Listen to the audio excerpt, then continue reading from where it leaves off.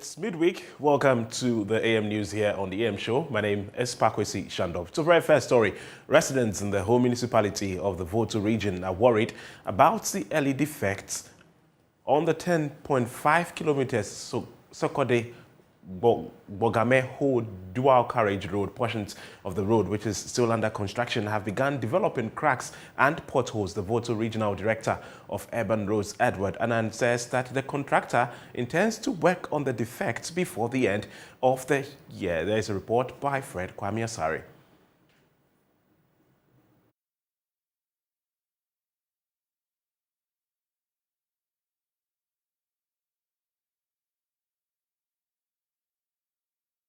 I'll bring you that particular story later on, but a research by civil society organization Pen Plus Bytes has shown that social protection programs receive little funding.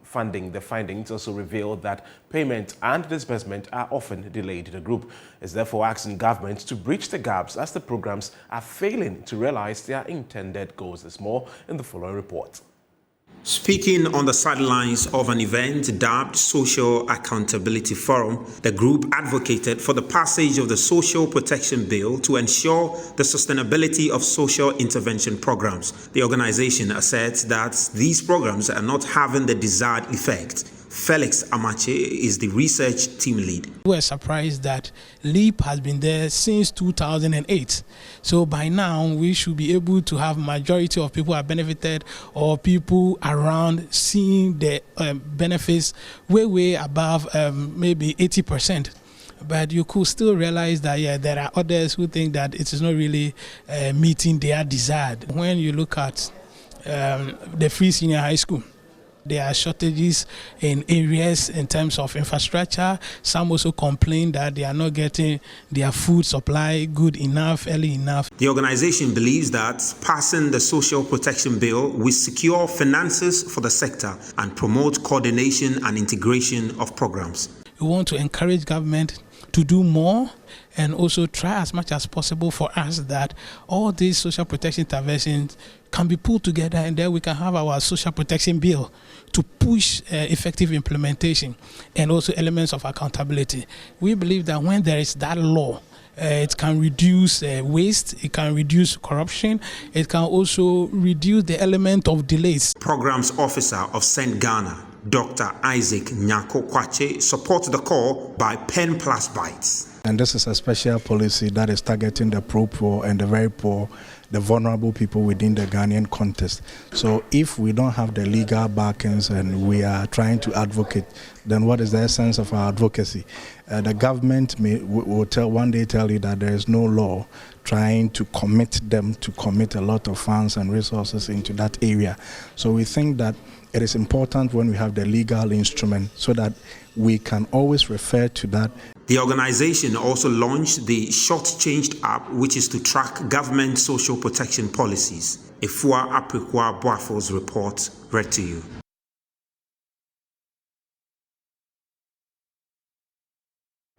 Now, let's return to our earlier story, where residents in the whole municipality of the Volta region are worried about the early defects in the 10.5 kilometers Sugoke Bogame Ho dual carriage road. A report by Fred Kwame Asari.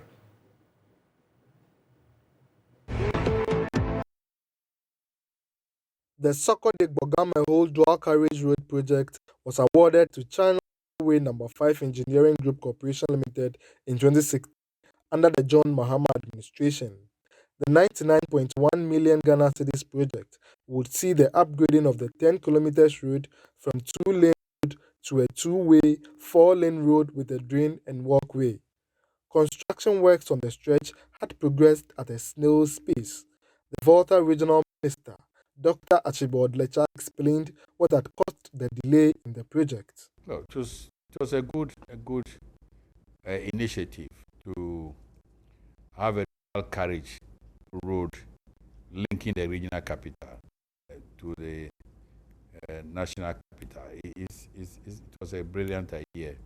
The only challenge I inherited was that the contractors started the job, and as soon as I took over as minister, they came to me that they've not been paid mobilization, and the work stalled. So we had to arrange through the Ministry of Roads and Highways and the Department of Urban Roads to get them paid some money, and then the work resumed. But I must admit that it's been on and off. It's been on and off, and as a result of financial constraints on the part of the contractor. The project also entails some traffic management works, where roundabouts are being constructed at 3 major intersections. Traffic lights would be erected at Ring Road Y Junction in Lokwe and PWD Junction. The 3rd Avenue Road would be converted to a one-way lane through the Residency Road to join the Civic Center KK at Toviaji. About 75% of work has been done on the project in the last 6 years. Binder cost has been laid on 7.2 kilometers of the stretch, while U-drains and walkways have been constructed. A retaining wall is being constructed at kilometers 2 to protect the road and prevent flooding in the residential area. That is why you see that huge retaining wall construction there. It's to protect our road and also to help save the properties around there from flooding and the rest. If you observe carefully, you see that we've constructed a drain, or a drain is abutting the retaining wall, so that the volume of water from the hillside can be collected and channeled properly to its logical course. However, some residents have expressed concerns about the asphalted stretch developing defects. The right lane, which had developed cracks and potholes, also floods during downpours.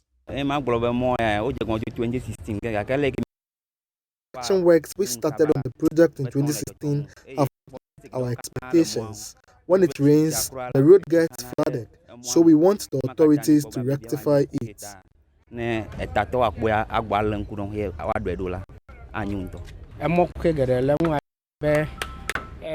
The road has several defects. It floods so heavily that your vehicle engine can go off when you enter the flood. Provisions have not been made for the running water to slope into the drains. The contractor is working at a speedy pace as compared to the previous years.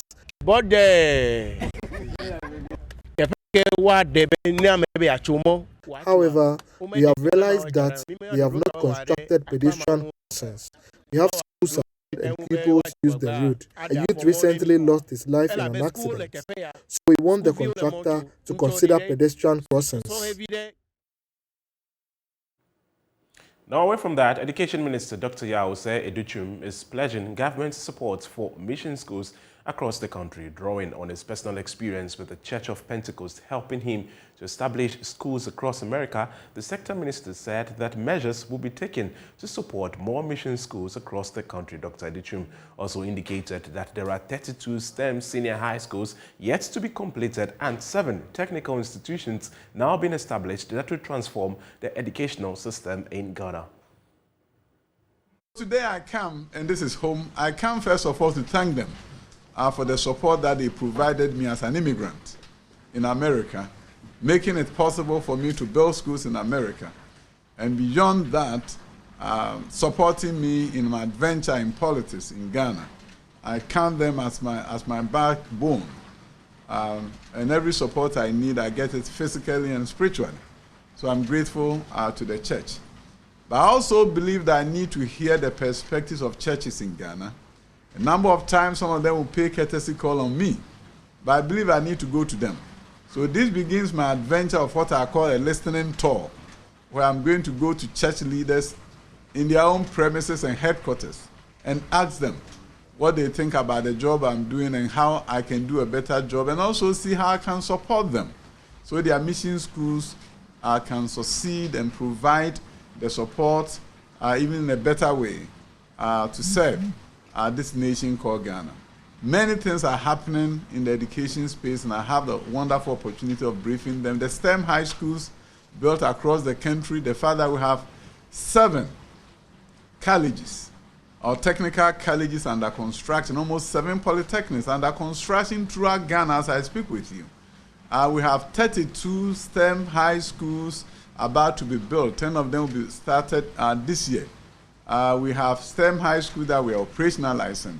There's a major transformation in education, so I spend my time looking at challenges that we face, how we solve them, but that is just 20% of my time. The other 80% is how we can truly change the education system to make it fit for purpose so that we can truly use education to transform the fortunes of this country. So today is a beginning of my dialogue with churches and with Muslim community and other religious persuasions as to how they can support me to deliver on the mandate of President Nana Addo Dankwa Akufo-Addo, the man who wants education to be transformed so badly and has given me the space and the opportunity and the resources to champion his agenda of education transformation for socio-economic transformation. So church leadership, I'm grateful for the warm, very, very warm welcome. And I'm grateful that you gave me some pieces of advice, which I'm going to champion to make sure that the Ghanaian education space will be better than what I came to find.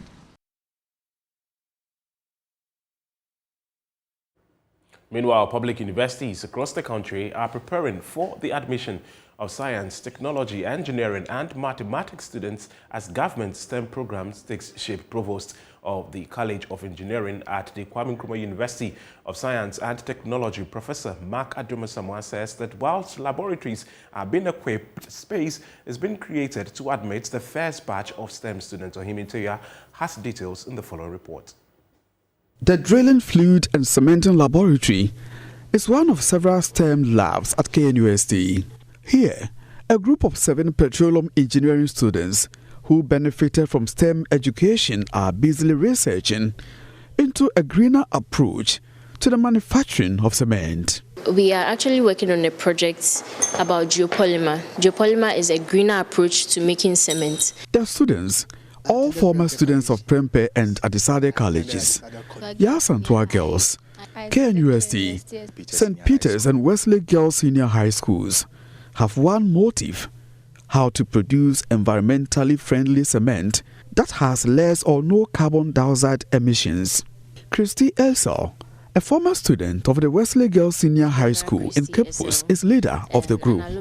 We are trying to reach the global goal of reducing the production of CO2. So we are coming up with a new kind of cement called geopolymer. It's made with an aluminosilicate material with an alkaline activator. So we already have our aluminosilicate material ready. We are working on our alkaline activator, but we need to make a prototype of the cement and test if it's actually commercially viable or is feasible to work with. So right now, these are molds that were fabricated from the mechanical engineering lab, and we are preparing for cement, concrete making. These are beneficiaries of STEM program introduced at the senior high schools by the Education Ministry. The ministry, under the watch of Dr. Yao Osei Educhum, has extended the program to the basic school level. Professor Adom Asamwa, Provost of the College of Engineering at KNUST, commended the Minister of Education for the introduction of the STEM education at the basic level. A lot of these developing countries have gone through the development of STEM, which has been introduced right from the primary school to secondary school to the universities. I believe that the current Minister of Education has done very well and is doing very well, especially with the introduction of the special STEM schools. According to Professor Adom Asamwa, universities will be at hand to immerse students in both theory and practicals to prepare them for industry. At the College of Engineering, we run 18 undergraduate programs, and I believe that we have enough space to accommodate all the STEM graduates. We are eagerly waiting for the first batch of the STEM graduates to come to the university to undertake engineering and science and mathematics and the rest. It is important that we immerse these students in terms of our teaching and the practical hands-on so that they will come back to feed into industry with special industrial skills.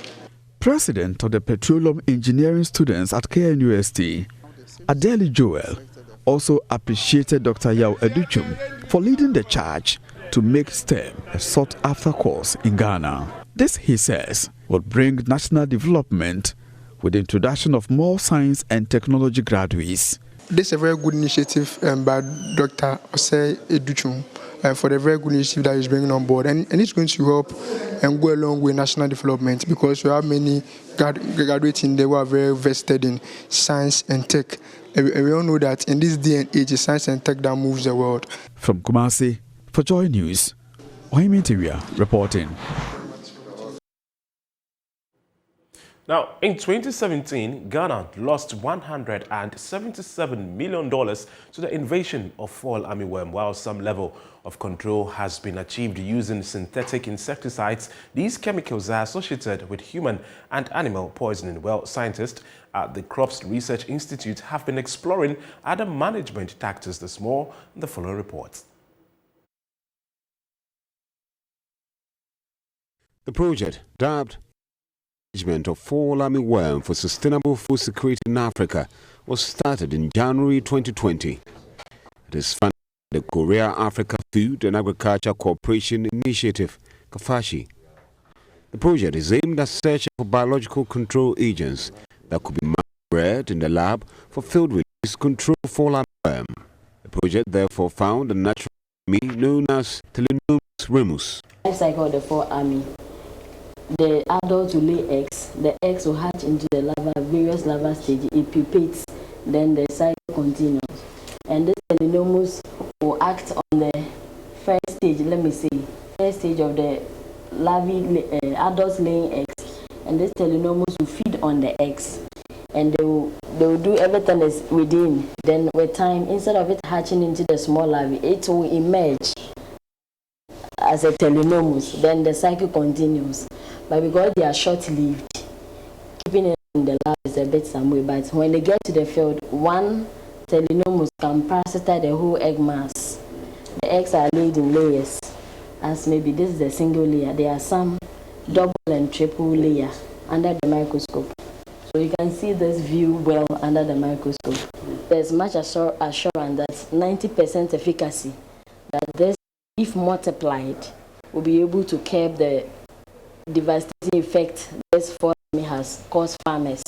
These insects, which have about 90% efficacy, have been mass-reared in the lab and are ready to be released in maize farms to control fall armyworm. As we start releasing today, it means we are going to continue. We are going to develop a strategy and maybe a calendar to know where we will be going. So right from the minor maize growing season, which starts in September, we will be going to the farmers' field at hotspots, fall armyworm hotspot areas. Okay, so once the farmer gives us permission, we will do the release in the farmers' field. Reporting for JoyNews, Deborah. Now, President Akufo-Addo has rounded his 3-day tour of the Upper West region, assuring the chiefs and people of the region that he would redeem all pledges made during the tour. Correspondent Rafik Salam reports from Wa. Apart from the commissioning of the Keleo solar power plant in the Nadolo-Keleo district, other key programs which were in the itinerary of the president was the inspection of ongoing works on the construction of Agenda 111 hospitals in the 5 districts in the Upper West region are benefiting from the hospital project.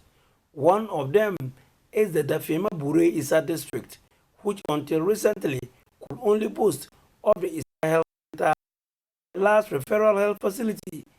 Patients who wish to seek higher medical health care at a hospital has to travel over 56 kilometers to either Wa or Nadoli.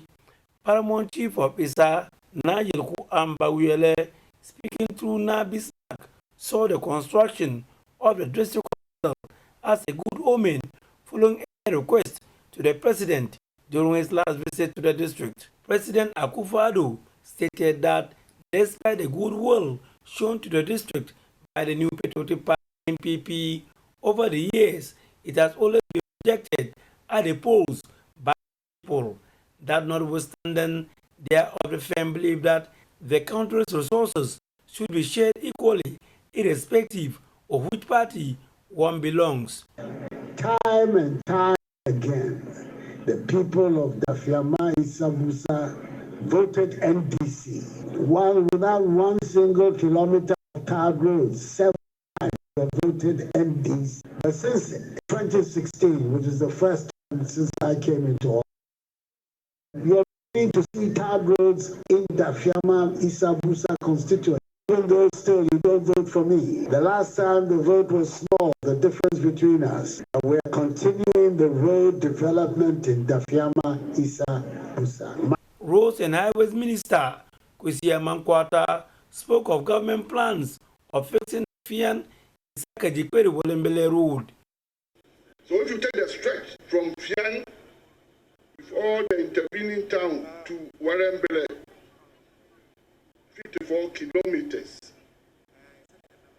PW Ganem is on it and is working assiduously with portions, tags, others being worked on with all the seriousness it requires. President Akufo-Addo rounded the 3-day tour of the region at Wuchao, where he met with the chiefs and people of the area. He called on the people of the area to reject the NDC and vote for the MPP, which has been delivering projects to them, but which they have continuously been rejecting. Turning to the Member of Parliament for Wa West, Superintendent retired Lanchene Tubu, who was present at the gathering, he mocked at him while assuring him that he won't be out of job should the NDC loses the next election. I know you're here. We have to look at who is responsible for the state of affairs in Wa West. You can be sure that it's not the New Patriotic Party. Now we are here and we have started dealing with some of the problems that you have had all these years. And I want to reassure you that whether it's roads or electricity, education or security, we will do our best to improve the conditions here because of our belief that every part of Ghana must have its fair share of the national cake. That is what we're doing here. I would hesitate in saying that it would be great if, having seen the positive things that we're doing in Chao and in Wa West, the Wa West will take the lead in 2024 in breaking the 8 in the Upper West region. I know my friend the MP will be out of a job, but he doesn't have to be worried. The next MPP government will take care of it. He also inspected ongoing works at the Wa West District Agenda 111 project. The Ghana Police Service, in collaboration with the Peasant Farmers Association of Ghana, has launched a flyer containing do's and don'ts to guide long cargo drivers on the road. Director of Operations at MTTD, Chief Superintendent Dr. Samuel Sasumensa, says this would ensure timely transportation of perishable goods and discipline on the road. Samuel Mbura now reports. There have been reports of delays in the carting of perishable goods like tomatoes, vegetables from the rural areas to the cities like Accra due to misunderstandings between drivers of long cargo vehicles and the Ghana Police Service. In an attempt to reduce some of these challenges on the road to save the farmers and the traders, the Peasant Farmers Association has collaborated with the Ghana Police Service to come out with flyers that contain the do's and don'ts to ensure safety on the road. The director in charge of operations at the Motor Traffic and Transport Department of the Ghana Police Service, Chief Superintendent Dr. Samuel Sasumensa, explains what is contained in the flyers. Basically, it is meant to sensitize drivers, sensitize road users on the rules and regulations what they are supposed to do, what they are supposed not to do, so that the education will go back to all drivers, both truck drivers who are using the road, so that the disagreements with the police who are manning our roads will stop. The crux of the issue is that drivers and policemen are not enemies, but we are there for our simple good. So it is the task for drivers to abide by the contents of the traffic rules and regulations, so that at the end of the day, they don't see the police as enemies. Police, we also don't see them as enemies. But on his part, the executive director of the Peasant Farmers Association, Charles Nyaba, is happy about this collaboration, hoping it will improve food security in the country. Most of these drivers don't really know the kind of the road regulations that they're supposed to take when they are bringing goods. So this flyer contains all those guidelines. So it will help them before they even travel, how to prepare themselves, things they need to carry, the checkups that they need to make, and when they are approaching the police barrier, things that they need to do. So we think that it will go a long way to actually provide some safety measures for they themselves and the goods that they are carrying. Meanwhile, the Cargo Drivers Association says this will also deepen and ensure discipline on the part of their members towards ensuring that the road is safe. There are so many issues that normally comes in between the drivers and the policemen, and because we normally have less experiences over certain things, we tend to be acting in discipline. You understand? So this one will bring much discipline in between. So anytime you have a case with a policeman, you will know how to approach him or her, so that discipline will be there. The collaboration between the Ghana Police Service, Peasant Farmers Association and the cargo drivers and other relevant stakeholders is to ensure discipline on the road in order to beat down the number of road crashes as witnessed in the past years. For JoyNews, Samuel Mbura, Accra.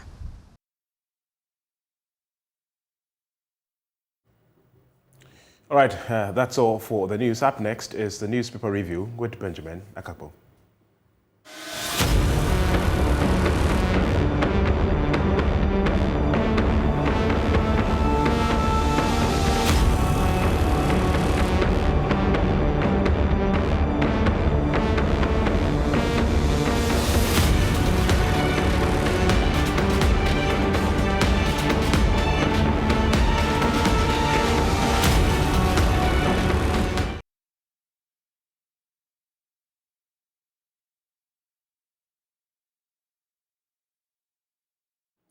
Well, thank you for staying with us on the AM show. And you know how we do it on a Wednesday morning. Just to reiterate, we're going to have AM business today. And for the main bits, the big stories, you can expect us to dine or basically have breakfast with the king, Kwesiche, KKD, for short. He joins us this morning. You know, he takes no prisoners. And this morning, we're going to be having an interaction with him on matters germane to our national life. So look forward to that one when we get into our big stories. But right now, let me usher in political scientist, director for the Center for European Studies at the University of Ghana, Dr. Kwame Asah-Asante. He is our guest. Doc, a very good morning to you. Good to have you.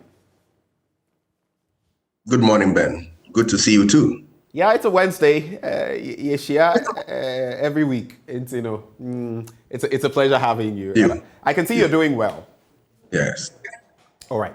So let's start from the end of university education. I always like to go there because guess what? You're a university lecturer and some of these matters are very close to your heart. So as we have it, one student of the KNUST, even on the back of recent happenings, has been remanded by the court for threatening to stab some other students to death. And as part of investigations into the rioting that occurred on the campus of the KNUST, the police have arrested the suspect. I just want to avoid mentioning his name, a level 200 student of the university, for the offense of the threat of death. Now, what exactly did he do? He is alleged to have threatened to stab 5 students of the Continental Hall of the university and kill 1 other student of the same hall to pacify what he refers to as the gods. Are we losing the plot when it comes to our tertiary education? Yes, someone would say just a few nuts, but those few nuts could spoil the soup.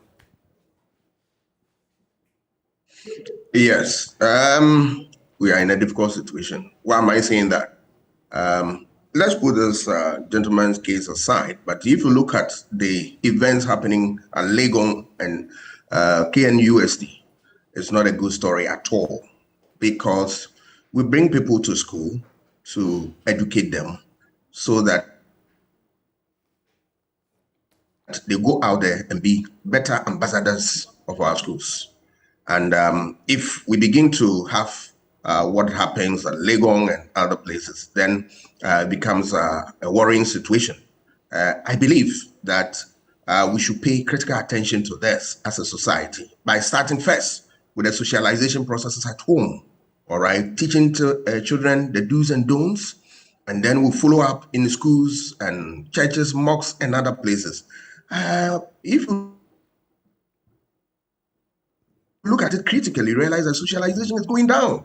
And that is why we are seeing what we are seeing. What is more is that now, even at schools, we have left everything in the hands of the students to handle themselves in a certain manner that is not helping everybody. It's simply because of human rights issues and all that. We as a state must take a second look at some of these things and then begin to help build our society. Last time I was talking to a friend, I was asking him that, how would you feel if you went to visit a relation with your dad and he parked his car outside, only to return to see that somebody is getting angry or is angry and he has bent your father's car to ashes? How would you feel? Then the reality dawned on that person and we started talking. I think this is a tough conversation we need to have in our schools. And then we need to also drum into their ears that in every society, there are rules of the game. There are laws that regulate our conduct, without which we can never be a meaningful society. And that when you cross the line, sanctions will be there for you. This must be told to students all the time. Well, we'll check out some other stories that I'll run by you, but let's get into the Daily Graphic newspaper and check out what headlines they have to offer us. HIV still real. 23,495 test positive in 6 months. And we'll be taking a good look at that story. And then shoring up foreign reserves, Bank of Ghana to ensure repatriation of earnings. GEA injects 38 million Ghana cedis to support SMEs. And LaBianca denies OSP's report, seeks legal redress. But some of us are scratching our heads and asking ourselves, on what basis the executive director or chief executive of the company went ahead, Madam Hene, went ahead to pay the over 1 million Ghana cedis in the first place, if we're now looking at seeking legal redress. But let's get into the stories, starting from the health front with that story that says HIV still real, 23,495 test positive in 6 months. Now, a total of that number have tested positive for HIV in the first half of this year, that is January to June. The figure is 2% of the 948,094 people who undertook HIV testing between January and June 2022. They were from different segments of the population, namely men, pregnant women, non-pregnant women, homosexuals, and female sex workers. Now, the program's manager of the National STIs and HIV/AIDS Control Program, Dr. Stephen A.C. Addo, who made this known in an interview with the Daily Graphic in Accra, said, though last year's half-year figure was 25,545, this year's figure was too high. Quoting him, he says, the figure for this new infection is too high, so we need to intensify education to let people know that HIV is still real. He also said most of the 23,495 people who tested positive had since been put on HIV treatment, antiretrovirals, among others. But Doc, here's where it gets interesting. It appears there's this sort of a new trend that we've noticed. And I had a conversation only yesterday with a young person who was telling me that, it appears that, is it Generation X or Generation Y or Z? I get a bit fuzzy about that. But the latest generation, even when they engage in intimacy, they think, oh, it's okay not to use protection, so to speak, even if they want to go ahead and do that. And that is a fundamental problem, because it appears we've moved away from those days. You would recall the ABCs of protection, abstinence. So there's abstinence, there's, there was something else before. I'll just try to recall. But there were so many ads on TV bombarding us all the time about what we should be doing, what we shouldn't be doing. But now all of that seems to have fizzled out. We're talking COVID-19, we're talking monkeypox and all of that. In the meantime, HIV is still very real. What do you make of this situation, Doc? I think what has brought us to this state is one, lack of continuous education. In the 90s, message on HIV were lots.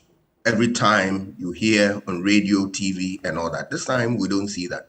So we think we need to intensify education and continue to educate, especially young people, about the need to protect themselves. I think that is the only way to go. And of course, we need to also support the organizations that are charged with the responsibility of giving this education with funding. Sometimes we realize that funding is a problem, and we need to support them. Once we support them and the education is on, not only on TV and radio, but in schools and any other place that human beings gather, the message must go there. I think we'll save this society a big deal. And I just recall now, so the ABC was abstinence first, the second one was faithfulness, so be faithful. And the third one, the C, was condom use. And it appears people have thrown a lot of that to the dogs. Of course, the risk of contracting HIV is in there. But there's also the talk about what we don't hear of often, the 95-95-95 target, which simply means, to break it down, the first 95 refers to the fact that by 2025, 95% of the total population of persons who are HIV positive should know their HIV status. The second 95 means that by 2025, 95% of those who tested positive for HIV should be on medication if they tested positive, while the last 95 says that by 2025, the 95% who are taking their medication should have viral suppression. But with these figures, it would be difficult to get there. Let's check out some other stories. And page 11, of course, we're all looking at the exchange rate. Yesterday, my colleague Evans Mensah going to the market to look at how prices are changing, and the butchers were not happy at all with the cost of meat. But shoring up foreign reserves, Bank of Ghana to ensure repatriation of earnings. Let's look at that story on page 11 of the paper very quickly. Page 11, where are you? Where are you? Let's get to you. All right. There you are. All right.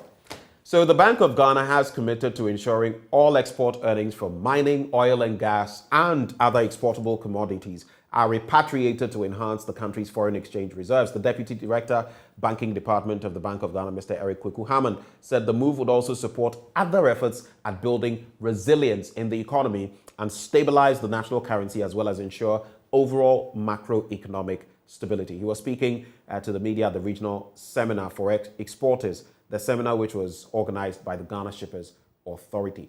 How much confidence do you repose in this? And let me just sneak in, Doc, that Information Minister Kojo Nkrumah has now been telling us that, look, if you have dollars and you're hoarding them, for example, this would be a good time to exchange them, because the cedi will soon stabilize against the hard currencies that it has to contend with, the Great British Pound, the Euro, the dollar, the main ones, and things will come back to normal. What normal would mean there, we do not know. But he's talking about the $750 million we are due to get soon, another $1.3 billion we are due to get soon. How much confidence do you have in this move by the Bank of Ghana?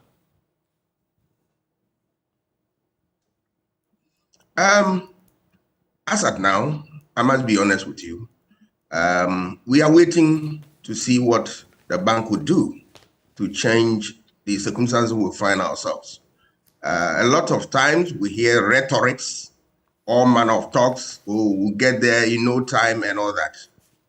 We want to see action before we believe in some of these things, because look, day in, day out, prices are soaring with amazing rapidity, and we seem to not have any solution at all.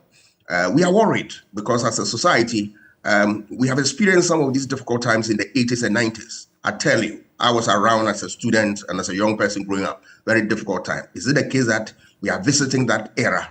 We want our managers of our economy to up their game and then limit the talk and do the action for us to see that, look, what is it that we have on our hand that they cannot handle? I believe that there is a good team in this country who can handle this.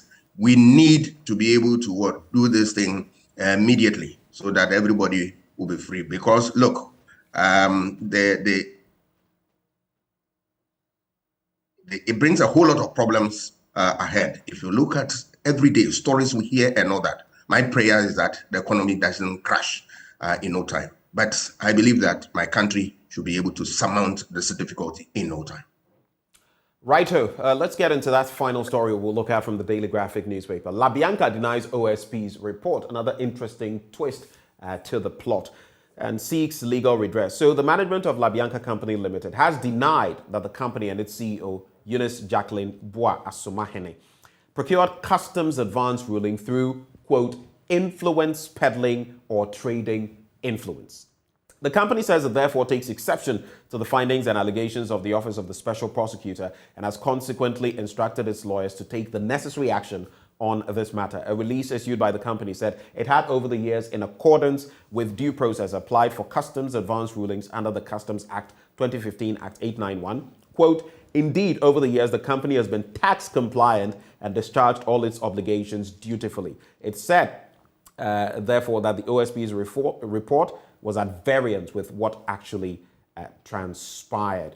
And the release further indicated that the company's commitment to always comply with the laws of the country had been met. We all know about the 1.074 million Ghana cedis that a good portion of which the CEO has had to pay. My question to you, Doc, if this was her stance, I wonder why she coughed up that sum of money to the Office of the Special Prosecutor or the state's kitty in the first place. What legal guidance did she get? Because she had legal counsel before meeting with the OSP.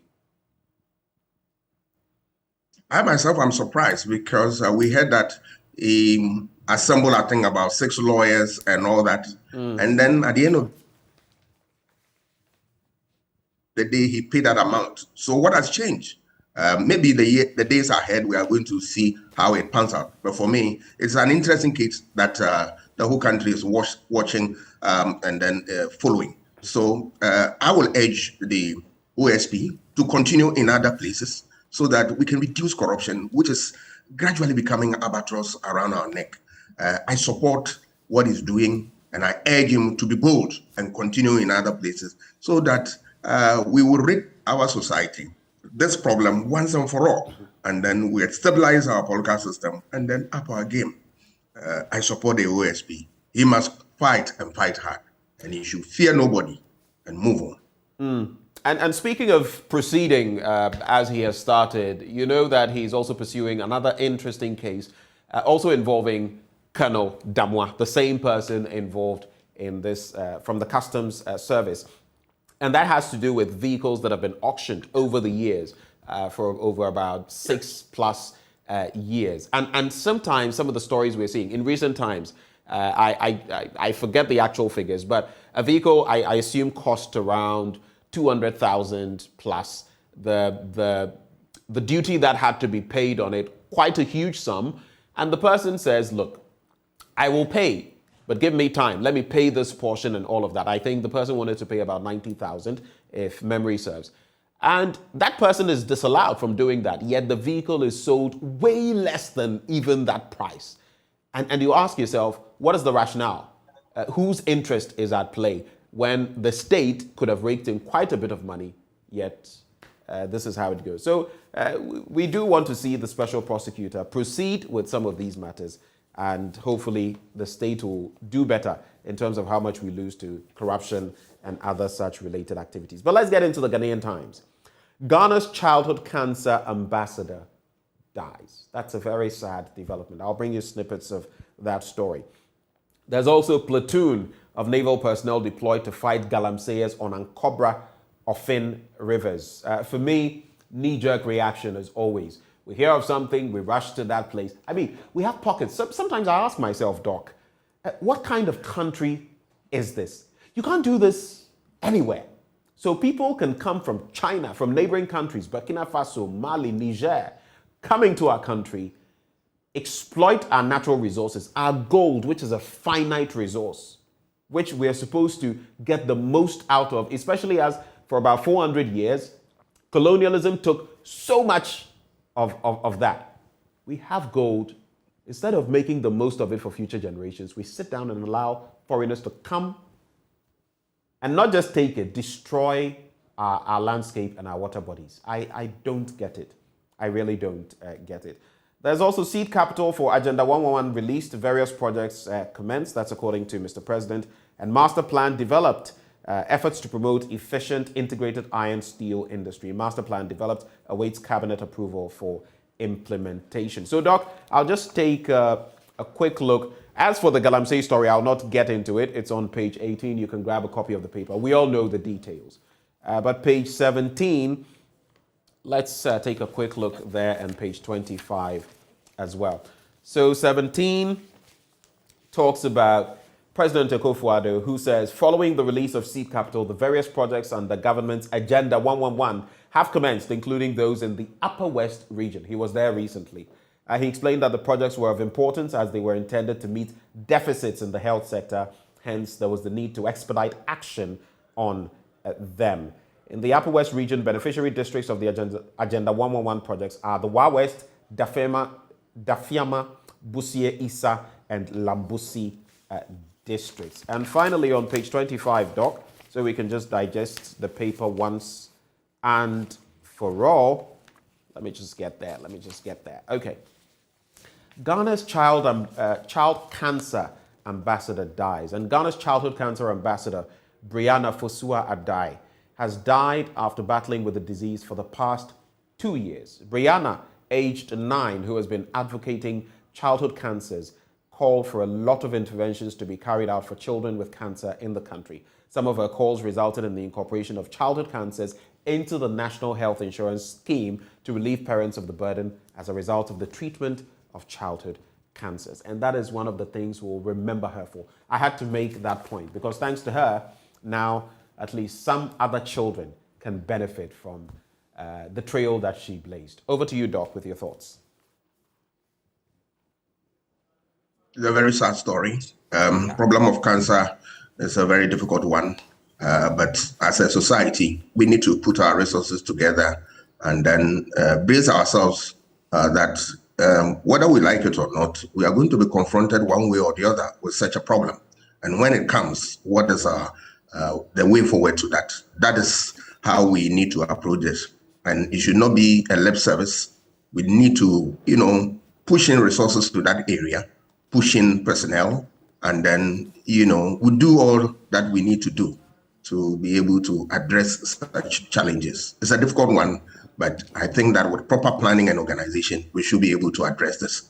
I want to touch on quickly on the customs and the issue of what cars. I can say that the policy regarding this, seize cars, people who are not able to pay their duties, and then they sell their cars on. This is a bogus one. It is a bogus policy that over the years, one would have thought that authorities will look at it, investigate, and then assess whether it's worth pursuing. But it seems to me that nobody is interested. All that they are interested in is seize the cars and then give it to, more often than not, some of these cars get to, party boys, party apparatchiks, and all that. And then when they are even selling them, as the story tells, we sell them at lower prices as opposed to what even people intend to pay and save their cars. I think it is a policy that they need to reflect on and that if it is not serving the interests of society, let's scrap it. Otherwise, we are just punishing people for nothing. I heard that story when the man was interested in paying about 90,000, only to realize that the car has been sold even at pittance. That is unfair, and that doesn't. It's a disincentive to hard work. That you go and work elsewhere, bring your cars here, and then the state find a way of taking it from you. That's not fair. It doesn't augur well for a meaningful society. We must take a second look. If it is not good, let's scrap it and get something possible and then effective in place. Let's take a quick look at the Daily Guide newspaper. Gunshot at Tamale NDC office. I'll be bringing you details of that story. Government deploys Navy on Ankobra or Fin against Galamsey. I'll be neutral in NPP presidential race. That's according to Nana Addo Dankwa Akufo-Addo. And the president is touring the Savannah region starting today. But the big story there, Council of State summons Oforiatta Ernest Addison, of course, over the falling CD and the economy. So the central bank's governor and the finance minister. But what exactly can the Council of State do? I am not holding my breath, honestly. I'm being very factual. I'm being very honest. I'm not holding my breath. It's not the summons that will do much, but you may think differently and you're entitled to your thoughts. But let's take a quick look at the NDC story on page 6. And you can tie that into the summoning of Ken Oforiatta and Dr. Ernest Addison by the Council of State. So some irate youth of the opposition NDC yesterday attacked the party's regional office in Tamale with guns. The youth amassed at the office to register their displeasure over the appointment of one Ali Adolf as the acting Northern Regional Chairman of the party. You would note that in recent times, Ibrahim Mobela, who was the Northern Regional NDC Chairman, of course, met his maker. Occupants of the office were said to have run for cover as several shots were fired by the angry youth. Let's just put a full stop there to that story. The question I want to pose to you, Doc, again, in discipline, we've seen Odike of the UPP, United Progressive People's Party, or United Progressive Party, and how his office was vandalized, shots were fired. One of the boys or the men in the party's office was hit by a stray bullet. He escaped being thrashed by a whisker. And that was on the back of saying that some of our chiefs are involved in Galamsey. No matter how unpalatable it was, how can people take the law into their own hands and do this, supposing it's Nananum who actually were behind this? So the spate of indiscipline, I don't know what you make of it.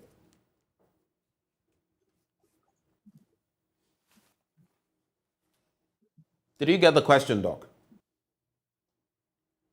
No, if you can recap. So I'm talking about the portion, spate of indiscipline from the Tamale NDC incident, and linking that to what happened to Odike's office, shots fired, and all because what? He condemned Galamsey and said that some of our chiefs are involved. So indiscipline everywhere. Well, what's your take? Yes. It starts with socialization. That's broken down. We want people to grow and get to a certain level before we talk to them about how to be civil and all that. When I was a little boy, we have civic education. We still have bits and pieces in our, curriculum and all that. What is it that we are not doing right? We need to reflect on these things and then make sure that we get away or we root out, violence from our society. One of the major threats of democracy is what issue of violence. And all countries that have gone, all democracies that have experienced reversals have been the fact that there has been violence and other things. I think we as a society, we must reflect on this. And then our leaders must also be responsible for their actions and all that. Anybody who crosses the line, let the law work. Sometimes we tend not to apply sanctions, and it emboldens people to do what they are doing. We need the legal regime solid.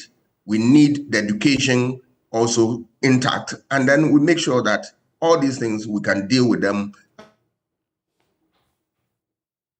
head on. Sometimes I also get worried that times you see some of our chiefs, I don't know whether they have the power to ban people from their society and all that. The state has a power, and that whoever within the confines of the state is regulated by law. But sometimes when you see some of these issues, you ask yourself whether there are some political institutions, traditional, of course, who are usurping the powers of the state. I think that conversation must come up so that we define clearly what the powers of traditional authorities are and what they can do, what they cannot do. Because as soon as you have such difficulties, for all you know, you don't take care, it's going to clash with the one we have at the national level. And that undermines the stability of the state. We need to figure these things out carefully and see how best we can handle this. Doc, let's wrap in a minute or so, because in fact, most of the stories that are in the next few papers I shall look at, the find of the Ghanaian publisher, Republic Press, have already been dilated on. But let me just bring you those headlines. Draft policy on release of public lands to be completed next month, at least that is a new one. But all the others are stories we've already looked at. There's also Nick Dansuaje wins Shippers Authority Entrepreneur of the Year. Congratulations to him. Then there's what the president has said about the MPP's flag bearership race, that he's going to be neutral. And then there is the Navy patrolling rivers and Cobra and the Ofin. Again, another story we've taken a look at. Then there's this one, uneasy calm hits SEPS over Kisia Jabing's invasion. I already made mention of that. And the reactions so far involving Colonel Damwa. Gunshots at NDC party office, another story we've taken a look at, that's in Republic Press. Mahama praises late Myong Lana, and government signs landmark 3.2 billion agreement to upgrade Western Railway line. But of course, there's also that story about the 2 billion Ghana cedis and the Ghanaian publisher that, according to Information Minister Geopolymer, will be hitting our accounts, for which reason, if you're hoarding the American dollar, you might as well go ahead and exchange it. But, well, when push comes to shove, we see the cedi actually stabilized? That is the key question. Maybe your final thoughts, Doc, and then we can call it a wrap. Yeah, I will look at Akufo-Addo declares neutrality. Is it the case that the president will do that? Yes, we don't doubt him, but it will be in the interest of the party and the interest of the president himself to leave a legacy worth, emulating one day. So he needs to be neutral. We will observe and watch carefully, and then we will also make sure that we will work very hard to maintain the political system as it is. Because if you look at time and again, when parties get into trouble as a result of the fact that the incumbent president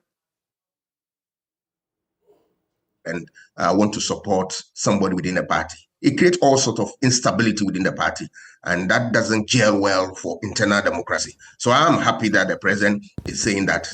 It's one thing saying it, and it's another living by that word. So we want to trust that the president will do the needful, and then will live by his promise, so that the NPP will have a very sound internal democratic system that will help all of us to build a solid democracy that will stand the test of time. Doc, always a pleasure. We're really grateful that you took the time to join us this morning. Have a wonderful Wednesday and rest of week. Oh, and don't forget, the EcoBank JoyNews Habitat Fair kicks off today at the Accra International Conference Center. Everything, housing, is going to be on offer. So you might want to pass by. It would be good to see you pass by. It starts at 8 a.m. Why not? Why not? Right. Thank you. All right. Right. Have a great day. Same to you. Dr. Kwame Asante is Director for the Center for European Studies at the University of Ghana. He's a political scientist as well. But right before we veer into sports, a very happy birthday to Pius Kojo Baka. Pius Kojo Baka, very fine gentleman, gentle soul. Today is your birthday. Enjoy it to the max and have a wonderful day. Well, today we have a one-on-one with King Kwesi Che Dakwa, KKD for short. His Royal Blackness. It's a no-holds-barred conversation on the state of Ghana now, and that conversation comes your way right after sports. Fingers crossed. See you after sports.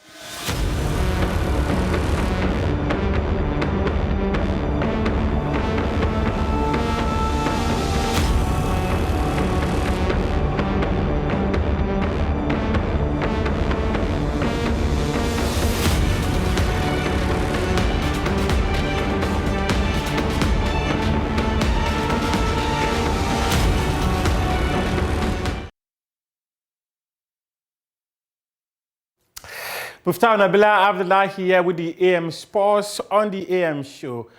Black Star striker Asamoah says he's not been celebrated enough by Ghanaians.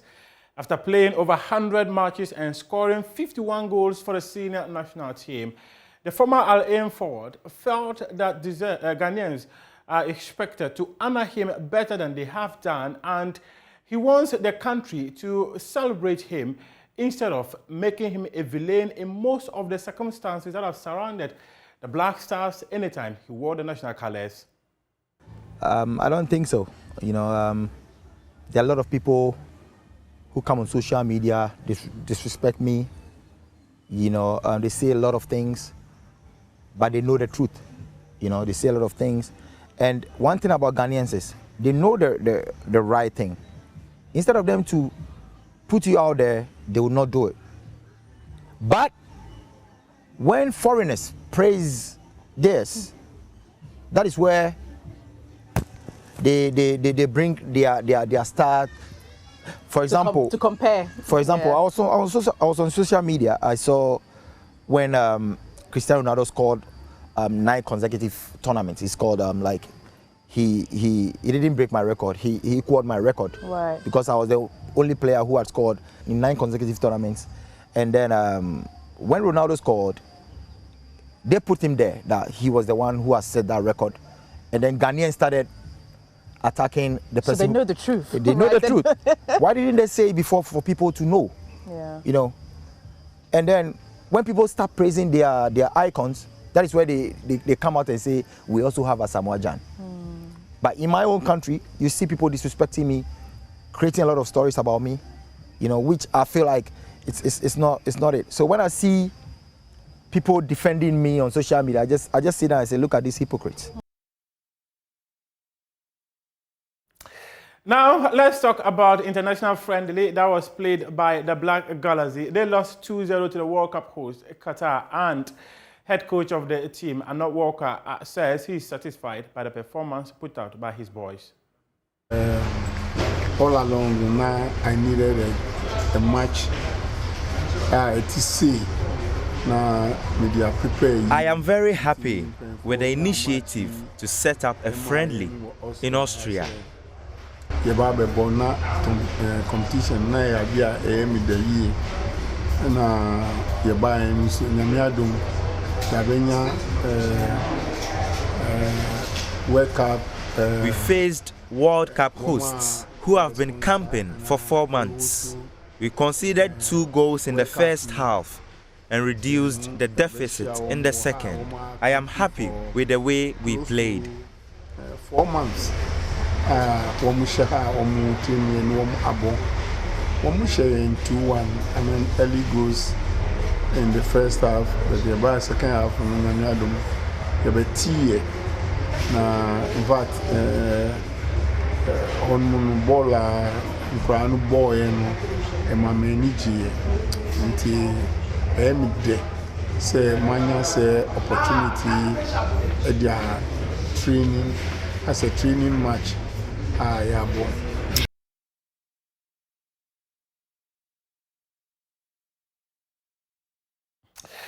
Let's talk about Kumasi Asante Kotoko. They opened their preseason campaign against Al Hilal with a 2-0 defeat. The Porcupine Warriors are gearing up to participate in the CAF Champions League and also defend the Ghana Premier League. They won last season. Kumasi Asante Kotoko traveled to Sudan on a Tuesday, and they traveled to Sudan on Sunday rather, and played their first preseason game on a Tuesday, losing by 2-0.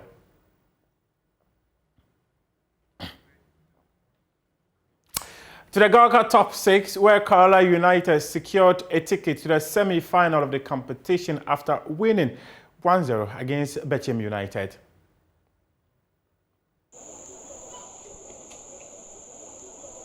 Atakumi saw his effort blocked twice. First one was Kelvin Andos.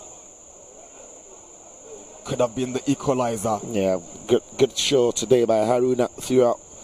Made himself big at times and put up some very important saves for Benjamin United. Only telling the manager that he's good enough to step into the big shoes. Atakumi did well to find Chene, whose cross was met by Atakumi's header. So good run into the box from Atakumi after setting Chene up. Full time at the Accra Sports Stadium.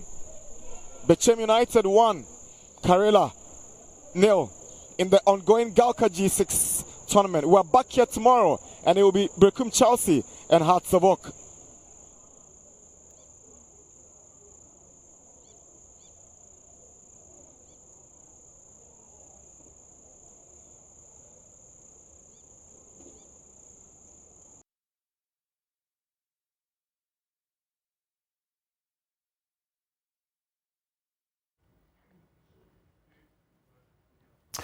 Let's do cycling now. For the third time, Joy Sports is partnering with Prudential Life Insurance to bring to the general public one of the biggest cycling races in the annual sporting calendar. The Pro Ride Accra is 9.7 kilometers urban cycling event that is this year happening in September. Joy Sports girl housemate was there and comes through with this. Ride is back again this year, and if you haven't heard about it and you are tuned into Joy, I'm not sure it's your dial is on 99.7 because that's all we're talking about on Joy these days. Pre-ride is happening on the 11th of August, on 11th of September, my apologies, at the Black Star Square, and we're inviting every single cyclist, every person who is interested in the sport of cycling, everybody who is interested in living a fit life to join us to cycle around Greater Accra. It will be a fun time. There'll be lots of people to see, there'll be lots of people to interact with, and of course there'll be some good cycling. If you are a professional cyclist, you'll be cycling for 99.7 kilometers. That's a good way to work out, to get some bragging rights, to chat and brag around with your cycling competitors, the people in your club. So we encourage you to sign up on our website. If you are somebody who is interested in cycling but you actually haven't done the full thing, we have a package for you as well. You'll be cycling for about 19 kilometers. That's pretty manageable, but it will also stretch you a bit so that next year you probably join us with the professionals. So like I said, you should be there. So, I mean, for me, the first thing I'm asking is, why is Prudential Life Insurance Ghana even bothering with cycling? First of all, why are you bothering with cycling? Let me just... So I know that you hear Prudential Life Insurance and you think insurance, but beyond insurance, our core business is to help people get the most out of life. And we do that through pushing health and protection. So apart from helping you to get a fit life so that you can get the most out of life, because if you're not feeling too well, regardless of how much money you have and how much you're protected, you will not get the most out of life. So health is obviously one of the key points in which we put a lot of energy, a lot of effort. We encourage our staff, even internally, in the middle of the day to stop and stretch and make sure they're healthy. We are always pushing health here at Prudential. So obviously for us, it was a no-brainer to sign on to support this cycling event because it works out your entire body. It's something that anyone can do at any age, regardless of how old or how young you are. You can get onto a bike and cycle.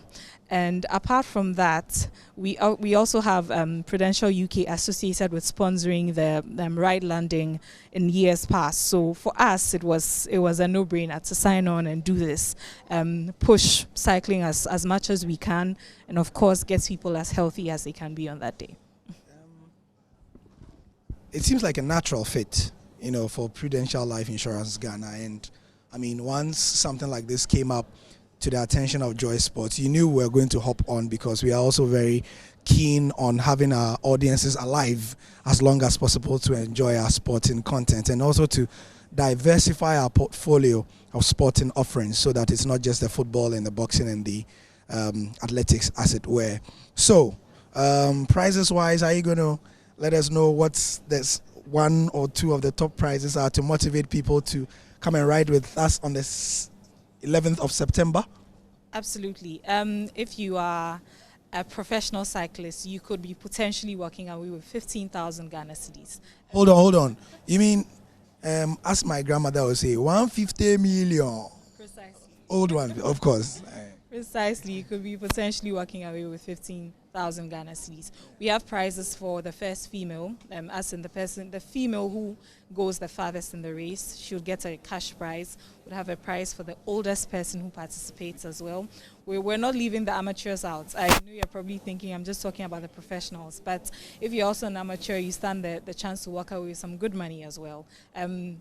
As much as, if I'm not mistaken, about 4,000 cedis as well. So please, if you are interested in cycling in any way whatsoever, we look forward to seeing you on the 11th. It's going to be so much fun. I can guarantee you that. And if you want to be a part of this, you should do so. You can just contact the Joy Sports team or go to Prudential Life Insurance Company and register. Let's wrap up with Carabao Cup football, where Jordan Ayew won a penalty as Crystal Palace defeated Oxford by 2-0. This is how we wrap up AM Sports here with me, Muftau Nabila Abdullahi.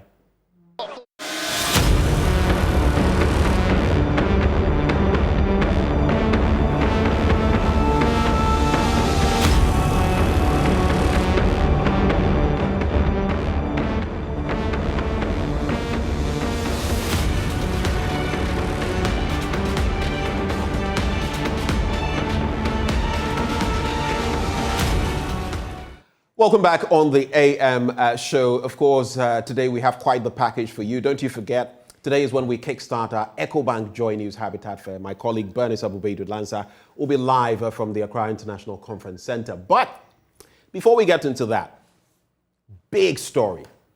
We have her joining us here in the studio today, a man who calls himself the finest. We all call him His Royal Blackness. He is an ace broadcaster, a legend, so to speak, in that space. He is a businessman, an orator par excellence, and a royal as well. This morning, we're pleased to give you the man himself, Kwesi Che Dakwa. Nana. Oh, my brother, I must say, without reservation, that you are brilliant. I love the way you speak.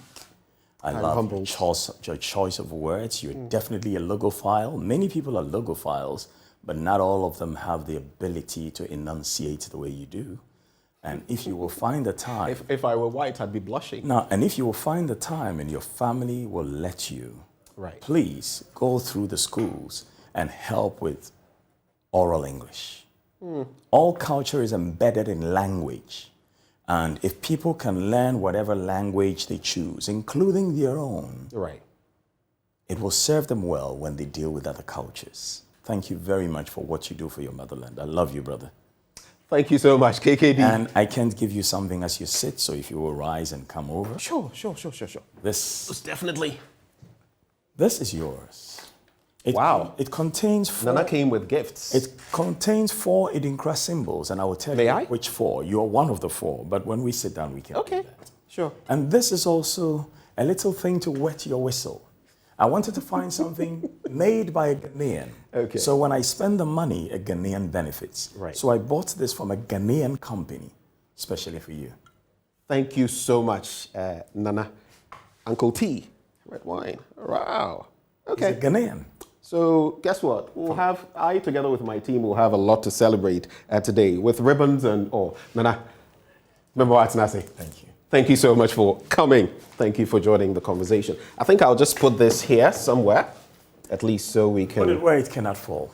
Yes. Let's do so. Nana must sit before I get seated myself. I nearly breached all the protocols. Thank you for coming. Thank you so much for coming. We're actually very grateful. My big brother, we were in the same secondary school, pre-secondary. Yes, you're on that year. He was my senior. He and Ferret and Frank Edu were seniors that I loved very much.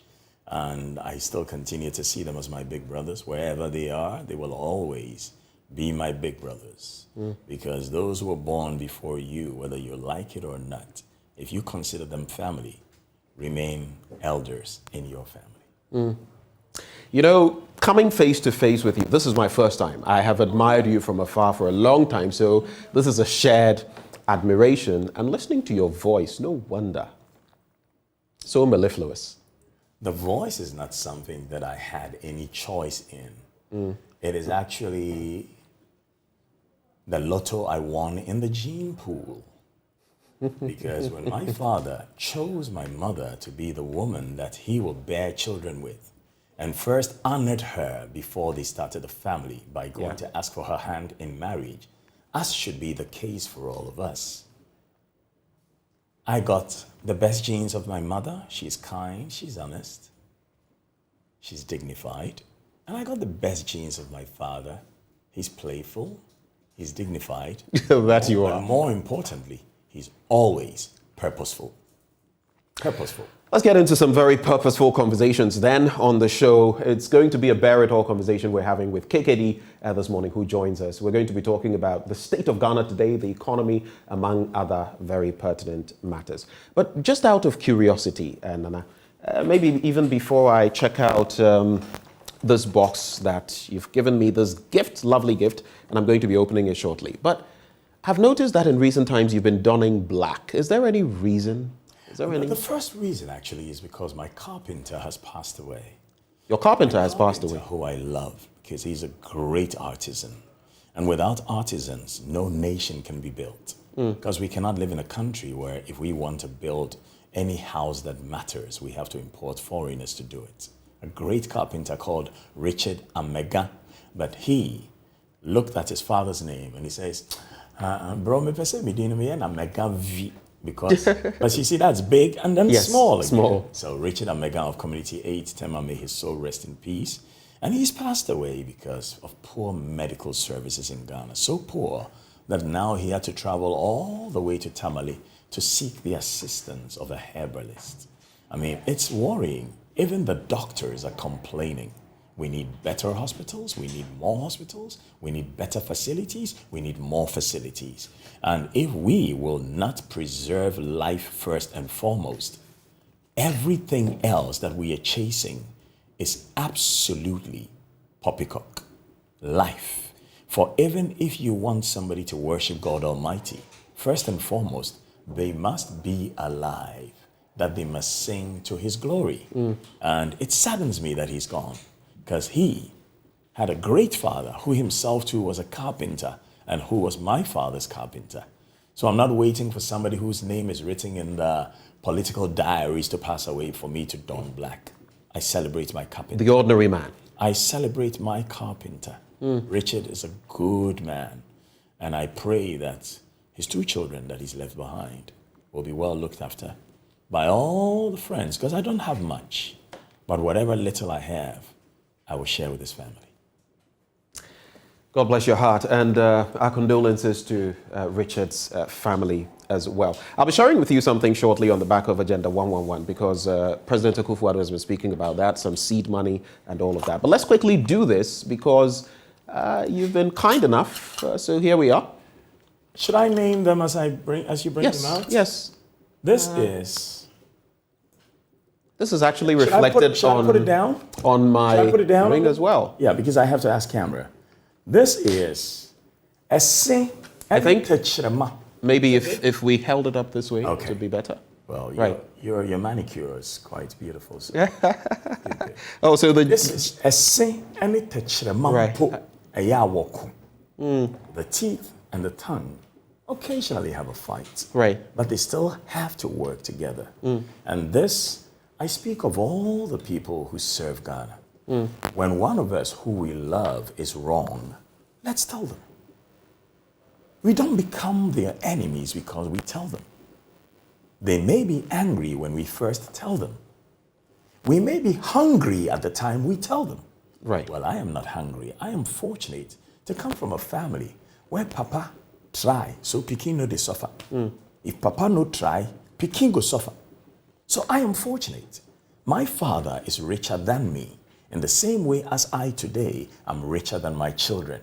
It is my prayer that their children will be richer than all of us, because that is the way it goes in society. So the teeth and the tongue may fight, but they will still have to learn to work live together, work together. And of course, that friction can be expected. Let's go to the next one, which actually I mistook this for Jinyame, but this is actually Jinyame. Jinyame now. So, Jinyami, fear no man. Fear God. Right. For if you fear God, there will be no need to fear man. For those who are so meek of mind that they let people in fleeting possessions of unnecessaries in life think they have to bow and fear them. Remember, fame is vapor. Cash is paper. Power is fleeting. Honesty is forever. Fear no man. Speak the truth. Speak the truth. And as is written in Desiderata, which I learned when I was 11 years old, go placidly amongst the noise and haste and remember what peace there may be in silence. As far as possible without surrender, be on good terms with all persons. Speak the truth quietly and clearly and listen to others. Even the dull and ignorant, they too have their story. Speak the truth with courage, of course. A man of wisdom is here with us. The messages coming in are coming through thick and fast. I'll be sharing some of them with you later, but on to the next one. So there are two left. Next one. Akubeng. Akubeng calls the people to battle. For a people who are afraid to battle will never have peace. Sometimes you must tackle the squalor in your society. Sometimes you must tackle the corruption in your society. Right. I am pleading with all of you, as well as my dear brother Evans with his beautiful big head, because his brain is so large. God was so kind to enlarge the skull so his brain will fit in. Right. And my handsome brother, I think that's a shared tribute. And my together with me. Oh, it's with you. And my fine brother Kojo Youngson, who like you is also doing a fantastic job. And my dear sister, who is speaking for the nation in her writings and in her speech. Her name slips my mind immediately. I just told you before we came in. Araba Kumse. Araba Nyankupon Shira. We are Yasantua Wati. We are Yasantua. We are Yasantua Nyankupon Shira. Because when men get so weak that they look beneath their belt and see no balls, women must rise and lead men. We are Yasantua Nyankupon Shira. Akubeng is the horn that calls the people to battle. We are not battling with ammunition. For in the days of old, people would send poor people's children with rifles to go ahead and be killed by the enemy. In fact, foolish leaders will see the wives of others in a bathroom and send that they be sent to the battlefront, that they be killed, so they may lay with the wives of the warrior. King David, what happened to him? We must learn. We must learn, for all those who refuse to learn their history are bound to repeat it. The mistakes of the past. So we battle with words. We battle with thought leadership. We battle with our conviction. We battle with honesty. But more importantly, we battle with courage. For those who are not courageous are the enablers of corruption and evil.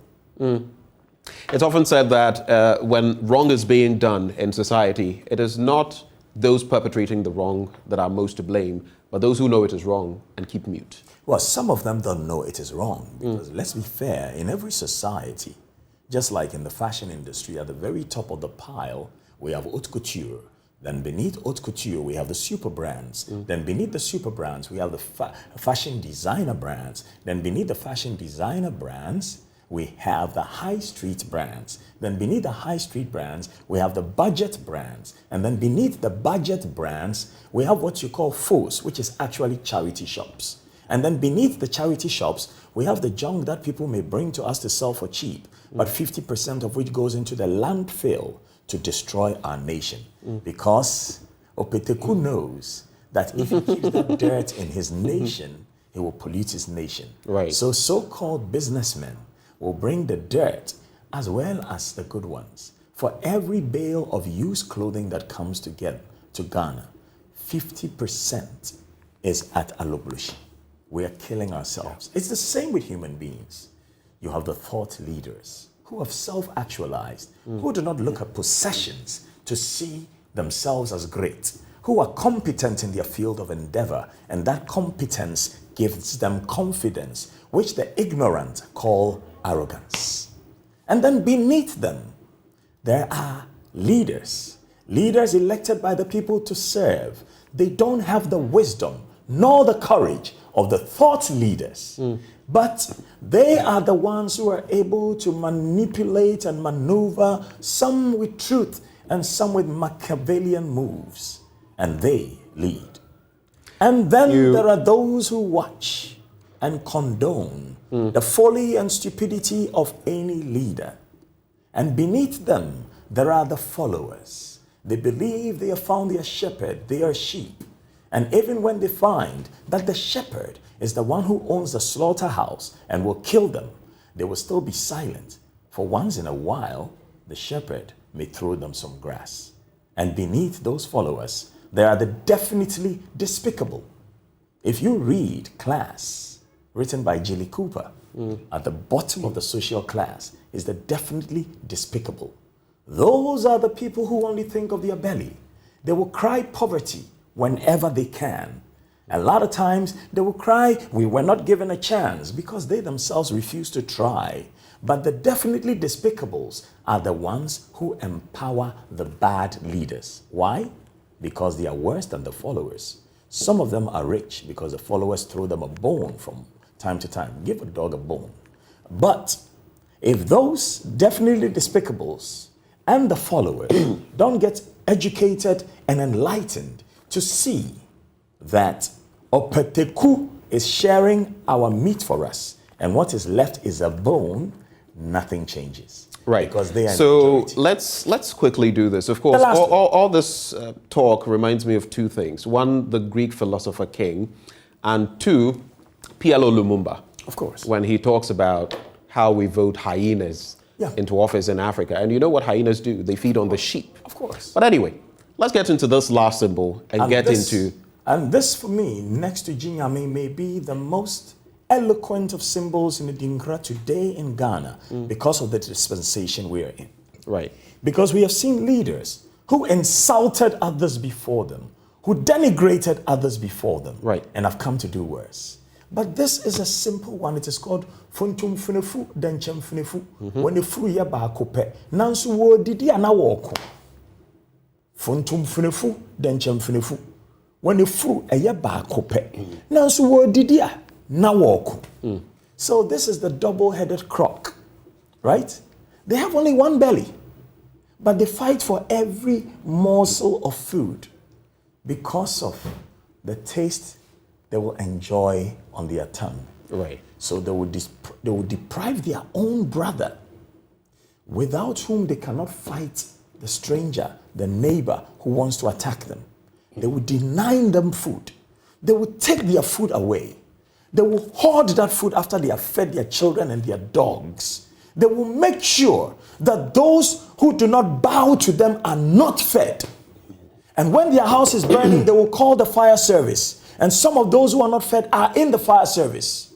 When armed robbers attack them, they will call the police. And some of those who are not fed are in the police. And when the nation is not fed, they will call the soldiers. And some of those who are not fed are amongst the soldiers. And when they want to do a campaign, they will call you the journalists. And some of those who are not fed are you the journalists. And when they have vehicles that they want to service, they will call the mechanics. And some of those who are not fed are the mechanics. And when they die after promising to give things forever to others, they will want a coffin. And some of those who are not fed are the carpenters that will make the coffin. Funtum funefu, denchem funefu. When the fru, eya ba kope. Nansu wo didia, na wo ko. Ni nyina na efidie ntia, na efi techremade ntia, na techremade udie echi bebre a wo yare. We nya gauta. Ubenya diabetes. We nya diabetes, ubenya heart attack. Look around. Look around at those who you think are wealthier than you. And after you've counted all their wealth, go and see the medication they take and look at the state of their health and see if you will want to be them. So let's do this, KKD. Let me gather my treasures into the box very quickly. These are food for thought. The 4 I have named must pick one each and remember to fight on for Ghana. There are many of you here, but I am not rich enough to get everybody a present.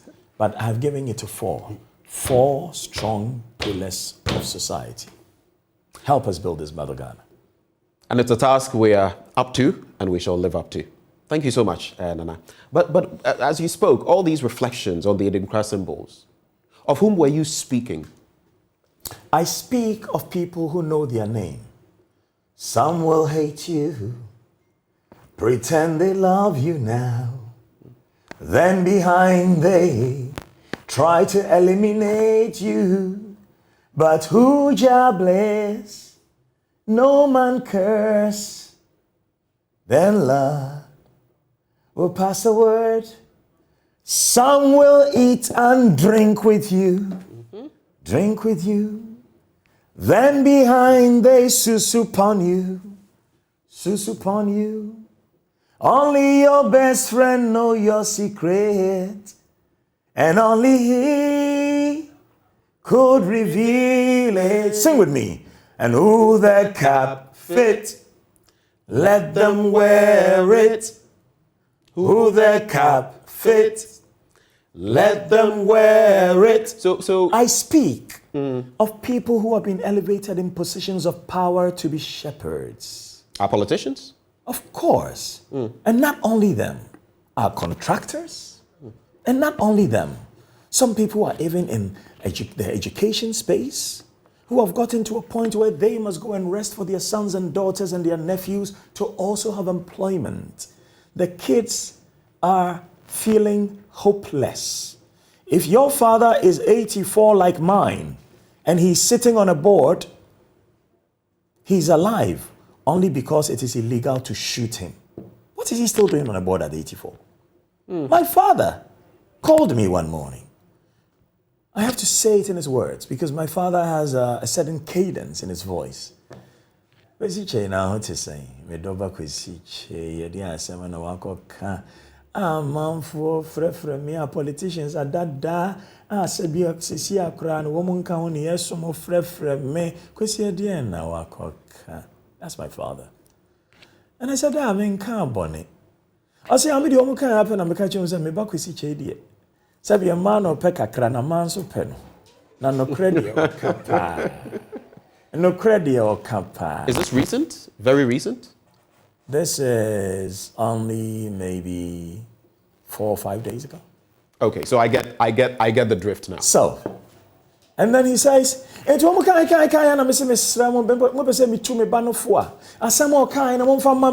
is to say, please, if you would like for me to say a word of advice to my son, start by letting me know the facts of the matter. So send me what he actually said. Don't send me commentary, because in the Dakwa family, we don't comment on commentary. He told them. And my father speaks eloquently. My mother too. But my mother chooses to speak in Akan because she says, like Kwawansa, all culture is embedded in language. So they sent my father the video. And he looked at the video. So he says, Kwesi, video no ma hwenem prensa, which is 3 times. Kwesi cheye, me doba kwesi cheye, wo mu beku, kwesi cheye wo mu beku, na akromfo ne apobofo de, wo mu beka no kra no wo mu beku, which is to say, Kwesi, I have watched the video. They will kill you. They will kill you.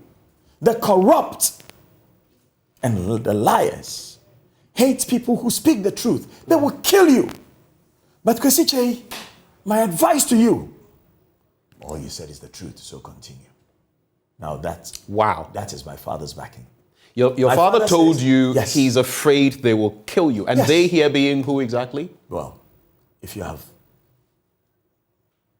gray matter, you know. Right. And yet encouraged you to go ahead. Yes. In the national interest. Yes. Chiefs have called me. A chief called me and I have to explain this in English. I've promised him I will not say his name, but he has given me permission to share his words. He called me, I was in bed with the woman who covers my nakedness. So when I saw it was him, I rose. And I said, Nana Michokruse, which is to say, Nana, I have risen and saluted you. He says, Kwesi, go to your living room. I see that's the throne which Osagyefo Dr. Kwame Nkrumah sat in when he was handed over the reins of power in Ghana. You have one in your living room. Go and sit in it, for I want to speak to you. And I sat down. I said, Nana Martins. He says, Kwesi Chei. It doesn't work off Abbey. Kwesi Chei. And then he went, Where Bema? Where Bema? Where Bema? He said it 3 times. Nana has never spoken to me like that before. I will not say his name, and nobody should think too hard to put anybody's name on it. Because Adansi has many chiefs. Asante has many chiefs. And the chief who called me is from this space. Togbisri is my father. Togbisri is an Ebe. Togbisri is related to the Ashanti. Because Asante Hine, the family of Asante Hine, married a child of Togbisri, a Tamaklu. Let me quickly ask you this. Sir Sam Jonah, in recent times, has spoken about a culture of silence. Yep. And you say that on the back of these thoughts that you've been sharing in the last few days, people have been calling you. Do you feel threatened? And death threats. Are you afraid for your life? No. You know what? I've enjoyed too much of life. I have had happiness, and I've had the lower version of happiness, which is pleasure. I've had plenty of it. I've eaten in some of the places that some of the people in political office are now seeking to dine in. You have nothing to lose. What have I got to lose? My children are great speakers. We go to battle in this day and age with speak, and thought leadership.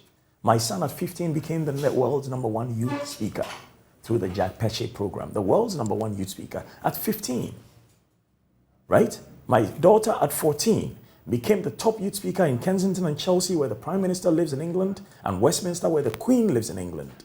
They are thinkers. I don't force them to think like me. They think for themselves. But what the chief told me, he says, Kwesi, you have called kings, you have called chiefs, you have called great men, and you have called wise men like yourself. And you have asked us to bow before you, and you have put kichre upon our head. They don't have that word in the English language because, like I told you, culture is embedded in language. So you have wrapped a cloth to serve as relief and put it upon our heads. And you have carried us with messages that we may go out and share. And I said, Nana, Abakwa Semwedia assume me, which is, Nana, the statements you are making are beyond me. He says, Kwesi, do you know the professors and great men who are sharing your messages to me? Some from Kenya, some from Nigeria, some from South Africa. You have spoken for your nation, not just for Adansi and Asante and Aigbe and the North. You have spoken the thoughts that are in the minds and the sentiments that are in the hearts of the people. Right. And they believe you because they know you are neither NDC nor MPP, even though you vote too. And that's an interesting twist. Of course, we all have our own political affiliations, and sometimes it's like a pendulum. We swing depending on what the issues are. But you suggest then that there is a culture of silence. I do not suggest that there is a culture of silence. I suggest that there is a culture of mouths that are so full that they cannot speak. Right. But someone else would also say that you are also, by some of your words, I mean, your last diatribe against Ken Ofori-Atta. No, I didn't diatribe against Ken Ofori-Atta. I diatribe against the Minister of Finance. Right. See, this is where... So it's the office. This is where the construct of our thinking and our speaking fails us. It is the office. So it shouldn't be personalized, of course. It is the office. The man has his illnesses, I have my illnesses. I will not trade my illnesses for his. He has his possessions and lovers. I have mine. The thinking is that you are for his. Yes. There's the office, and I understand you. Good. But there is a man in that office. Yes. And the thinking is that you are antagonizing the office, and the system at large. Exactly. Do you have any motives on that? My motive is, and people have called me. Some are saying we have these groups. You come and lead all of us. And I've told them I'm not interested in politics. I was interviewed by Frema Dunyami, somebody who I love and love her children too. And she asked me the same thing. Says, Kwesi, you have had this thinking, you have had this ability. Ever since you started GBC at the age of 19, we have watched you, we have heard you. Even when you play music, you talk philosophy.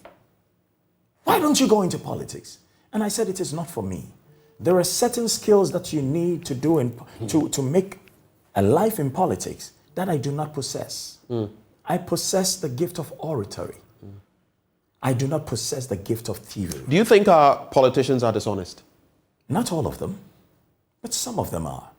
But the problem is, if you have 700 policemen, and 70 of them are killers, murderers, thieves, which is 10%. And the 630 will not call them out for them to be taken out of the police, then all the police are murderers, liars, and thieves. Let me ask you a pointed question. Good. We have leadership in this country. The chief executive of the country is Nana Addo Dankwa Akufo-Addo. I have leadership in my home. Sometimes the vice president is Dr. Mahamudu Bawumia. Good. Let's focus on these two people. Do you feel they are honest based on what they've told us, based on what we are seeing now, based on some of the things you see happening in our country? Would you brand them as being honest? This is something for which you should have footage already sitting down. Can somebody play Nana Addo's voice when we made him president? Producer, if you don't have it, please find it. You know, my master's degree. We can always reflect on what he said. Sometimes, you see, a picture is worth 1,000 words. And moving images are worth 1,000,000 words. I'm sure you're suggesting... I'm not done. I'm answering the question. Right. See, sometimes you guys ask questions and you want to hear yourself again. Let me answer the question. Go ahead. If you don't have that video to play, I will not answer your question. Play that video. You are a TV network.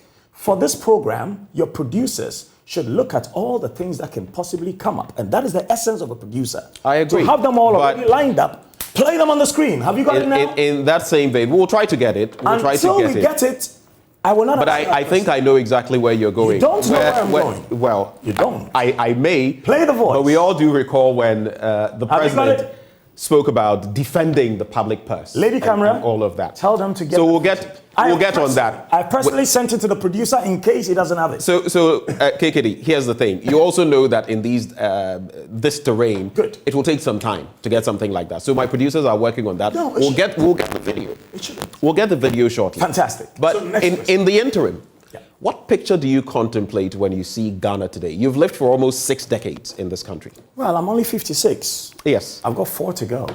What picture do you see of Ghana today? And just reflecting on the Fourth Republic. Let me show you how different is it? Let me show you the picture I see of Ghana today. I see a Ghana of very bright and talented people like Bright Simmons. Play on words. My junior in Precinct. I see Ghana as a country of industrious people like Ernest Ofori-Sapon, my junior from Precinct. I see a Ghana of brilliant businessmen who know how to use money and who understand the supply chain management in every field of their endeavor, like CB Asante, my classmate from Precinct. I see a Ghana of so many brilliant people who are in a vehicle and who have chosen somebody to take us on a path in that vehicle. And that somebody we chose, we give him the power to surround himself with whoever he wants. Because whoever you are, no matter how brilliant you are, you serve at the pleasure of the president. Unfortunately, I see a Ghana where the president, I think, is indebted to some of the people he has appointed. And because of that debt, he's unable to let them go. Now, I don't think the leader is evil, but you judge a king by his courtiers. So if the leader is surrounded by people who are facetious, who are disingenuous, you and I, the Fourth Estate, have a duty to help remove those people, because many of them, you and I, did not vote for. And if he will replace those people, as is the call today, I don't like the word reshuffle. I don't like it. Right. I like the word radical displacement of the hopeless. We have democratic practice, Yes. and there were No, but he appointed them. Right. And the democratic practice is you serve at my pleasure. Right. He also has the, I mean, he has the pleasure of not reappointing these people or not reshuffling them, which he has stated in recent times, that he feels they are performing extremely well. You have already asked your question. Don't add any more. So the answer to that is, remember why you are there. Remember who you are there. You know, when we're building brands, one of the things we do is we look at persona profiles. Let me give you the persona profiles of Ghana. There's the child with polio living in a ghetto. There's the boy and girl who cannot go to school unless they cross a river. There is a young man in university whose parents are both dead and has no scholarship. There's a young lady who's also very brilliant, but who is the child of a single parent. And because of that, those she has asked for help have asked for her to spread her legs that she may be able to pay her university fees. There is the businessman who has taken loans to invest, and every time he brings goods into the country, if those we have elected because of what we call their competence, out of which they have got their confidence, do not do their work, and the currency plays, the monies they borrow from the bank, they are unable to pay, and they and their children will be homeless. So and there are the people like you and I, who are some modicum of well-off. Modicum. And I use modicum because I really... It's good you say that. A modicum. Some modicum of well-off. Right. And the well-off is not because of our possessions, but because of what is in the skull and in the heart. And then there are those two who are blessed to have had parents who worked exceedingly hard to leave them a good name or good property. So no matter what happens, they are safeguarded. And on the other hand, there are those whose parents stole from the nation and built things for them. And now they thumb their nose at the poor and they tell those people, your parents are useless. They didn't do anything in life. So let me tell you something. Do you know SIC? I do. State Insurance Corporation? Right. Good. Because of state capture, SIC, which belongs to all of us, is lost business. Now, I want you, and I'm charging you, the Fourth Estate, because I was retired in journalism. I was only commenting now because I feel self-actualized. And those in our society who feel self-actualized should sit on radio stations and TV stations and see what is wrong and speak. Because all you can do is kill us. There's nothing more. If I die, my name will live on in the heart of Johnny Hughes. My name will live on in the heart of so many broadcasters, not only in Ghana, but around the world. And many who I have influenced over the years, a minimum of 12 million people.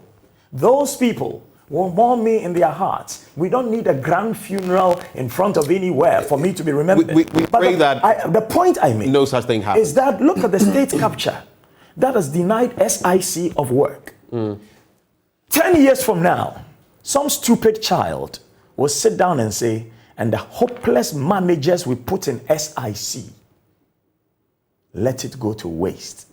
When SIC managers are calling me to speak for them, that Kwesi, if you don't speak... What exactly is going on at SIC? But before we get into that, go on. Before we get into that, the video you requested... It's ready.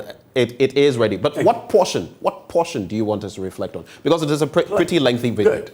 What portion do you want us to play the video where he says, and I repeat, those people who want to come into my government with a view to making money.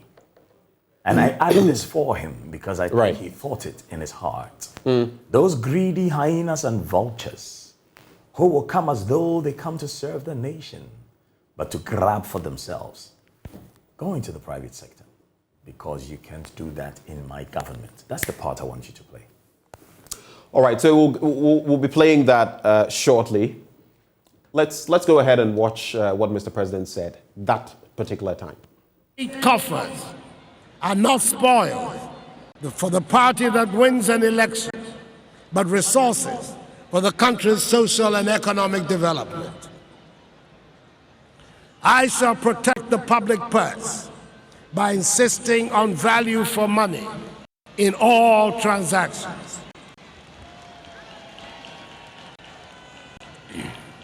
Public service is just that, service and not an avenue for making money. Money is to be made in the private sector, not the public. and measures will be put in place to ensure this. We must create wealth and restore happiness to our nation. We can only do this when we have an educated and skilled population that is capable of competing in the global economy. We must expand our horizons and embrace science and technology as critical tools for our development.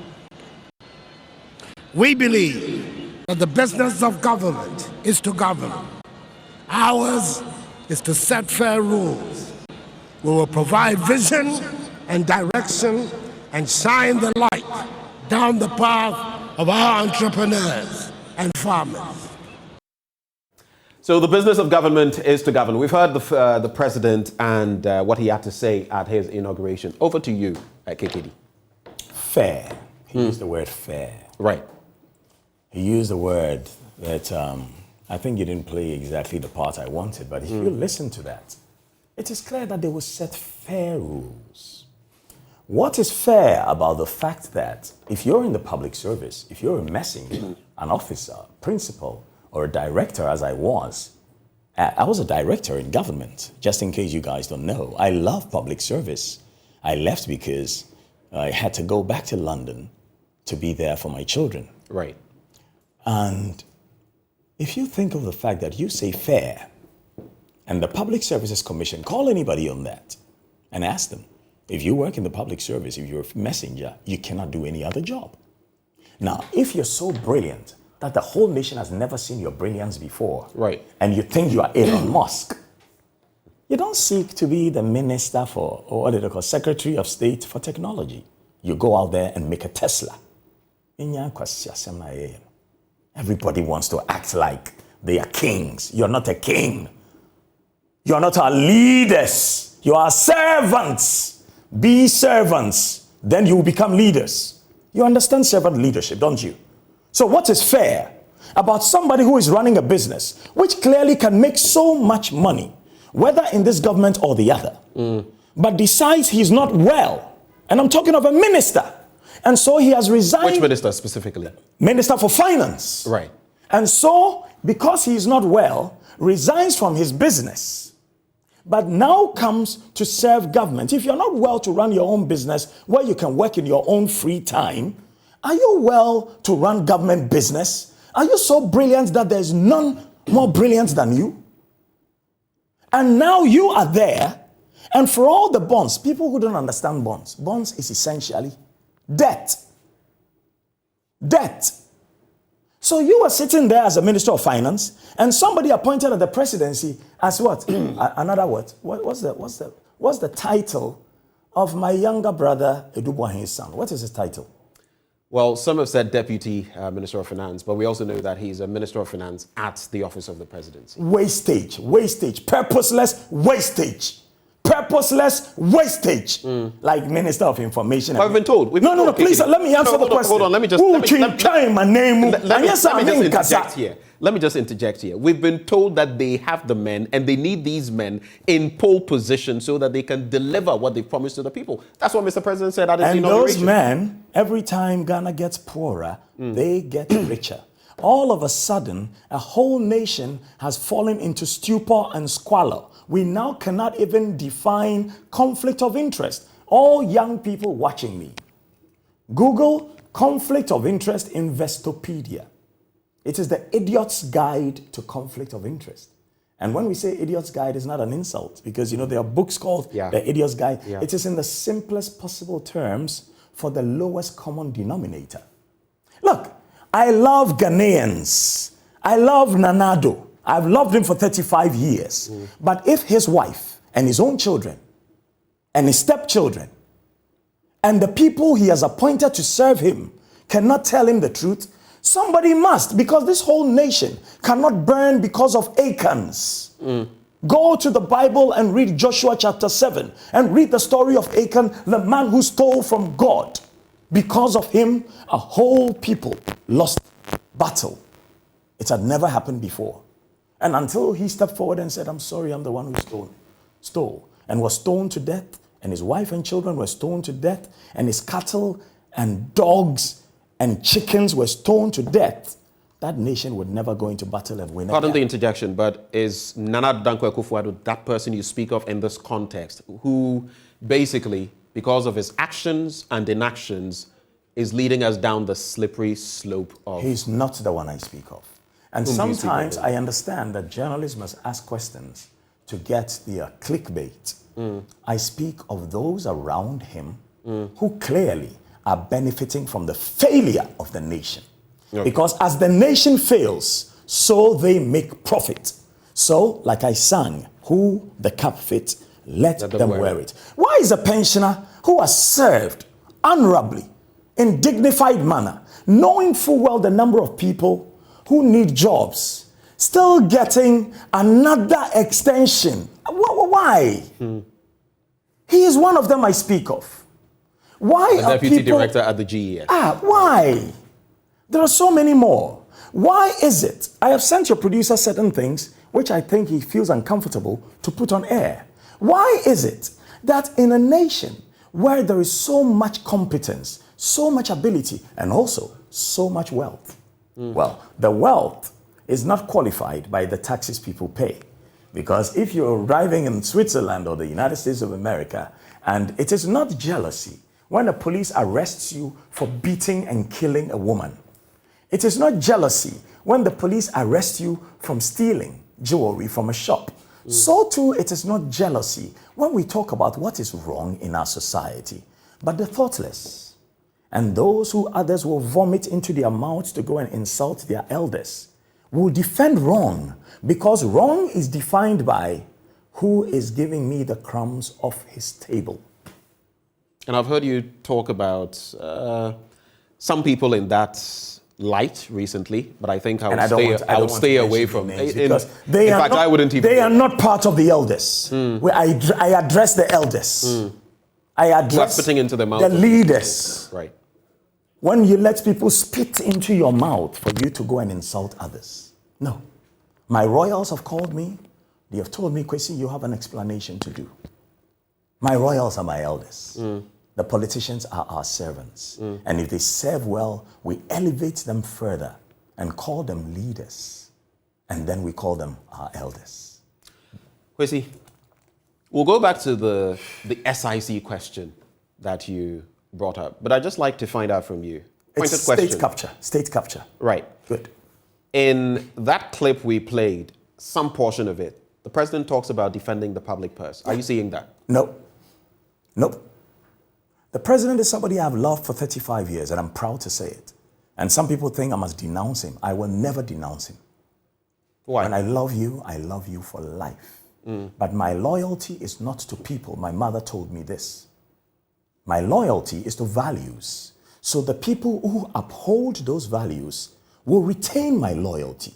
But when they trample those values, I withdraw my respect, I withdraw my loyalty, but I may still love them. In the same way as I love the sinner, but I may hate the sin. I love Nanado because Nanado has been a mentor for so many lawyers in this country, for so many legal luminaries in this country. And I say so, not just about him, but also for Chachu Chikata. I say so, not just about him, but also for the man who set up the biggest law firm in this company, Bella, for which Isankoma came to work and became a part owner. So you see, we have people who have actually done great things for this country, and we cannot denounce them, because no matter what they do wrong, it will be like in Zimbabwe, where they had a great leader who did great things for the country, but got to a point where he made things fall apart. Let's stay on that trajectory. So SIC, you say there is state capture. What exactly have you seen? What have you heard? It is not what I've seen or heard, but I'm going to talk about the indolence of journalists as well, and the fact that some of the journalists are sellouts, and I will not name you. There are people, and I named 4 here, that are doing a great job. For every radio or TV station I go to, I can speak truth quietly and clearly to all of them, and I can find those 4 too. That is not to say others will not do good. But there are journalists who only look at their belly. And that means If somebody in a position of authority wants to sleep with your wife, you will cover her in oil, you will dress her and serve her on a tray to him. Because your duty as journalists, and I trained as a journalist before going to study film and television production, and I'm now doing my PhD as well. Your duty is to first dig, seek, search, retrieve. After you retrieve, don't only look at the facts, analyze the facts. For facts can be used to paint untruths. So when you get the facts, analyze the facts. So you dig, you seek, you search, you retrieve, you find the facts, you analyze the facts. It is only after you have analyzed the facts that you now are ready to have a story to give to your editor. For your editor, not just to correct your spelling, because the computer can correct your spelling, but to correct your context. Right. And set the context in a manner as to warn people of what is yet to come. Call people to action to what they need to do. And out of those people you have called to action, find your new set of public servants. So let me just ask you this, maybe the final bit. You've spoken about rot. What is the rot you've seen at the SIC? Let's call you a whistleblower. The rot is not at the SIC. You are aiding. The rot is not at the SIC because the managers of the SIC who have spoken to me, because that CEO who came from America is afraid that if he speaks about it, they will take the job away from him. Why are you afraid? You're paid a wage. You're paid a wage. Your wife has a job. You must say, listen, in the history of this country, the state capture, essentially go and read the Constitution. All public companies, all state-owned enterprises should engender the prosperity of other state-owned enterprises. Why? Because they generate income to do the work of state. Right. It is only when a state-owned enterprise cannot deliver the service that you give it to others, because we must ring-fence the work of state for those state-owned enterprises, so that if you work at GBC, which is a state-owned enterprise, the National Commission on Civic Education, if they decide we want to advertise on Joy, will still have to advertise on GBC. Why? Because when the president decides to give the station, State of the Nation address, and Lord Comey has come over to check to make sure everything is in order at the studio, the president will not come to Joy FM. He will not go to Wuntumi FM. He will not go to Peace FM. He will not go to City FM. Where will he go?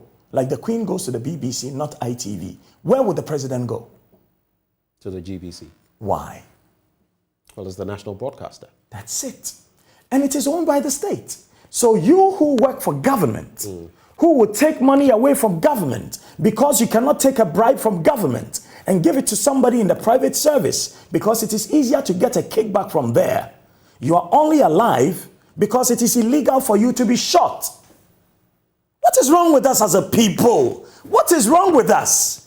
So we lay with our wives and they see what we do, and our wives cannot look at us, even if other men have had them for wives before, and say, now I am loyal, not just to values, but to you, because with you I have these children. If you do wrong, and we are in China, not only will you be shot, all of us will be impoverished.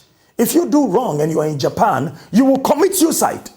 Why do you get away with it in Ghana? Is it because we're in a state of stupor and squalor? Or is it because all the men have no testicles and we are looking for a new Yasantua?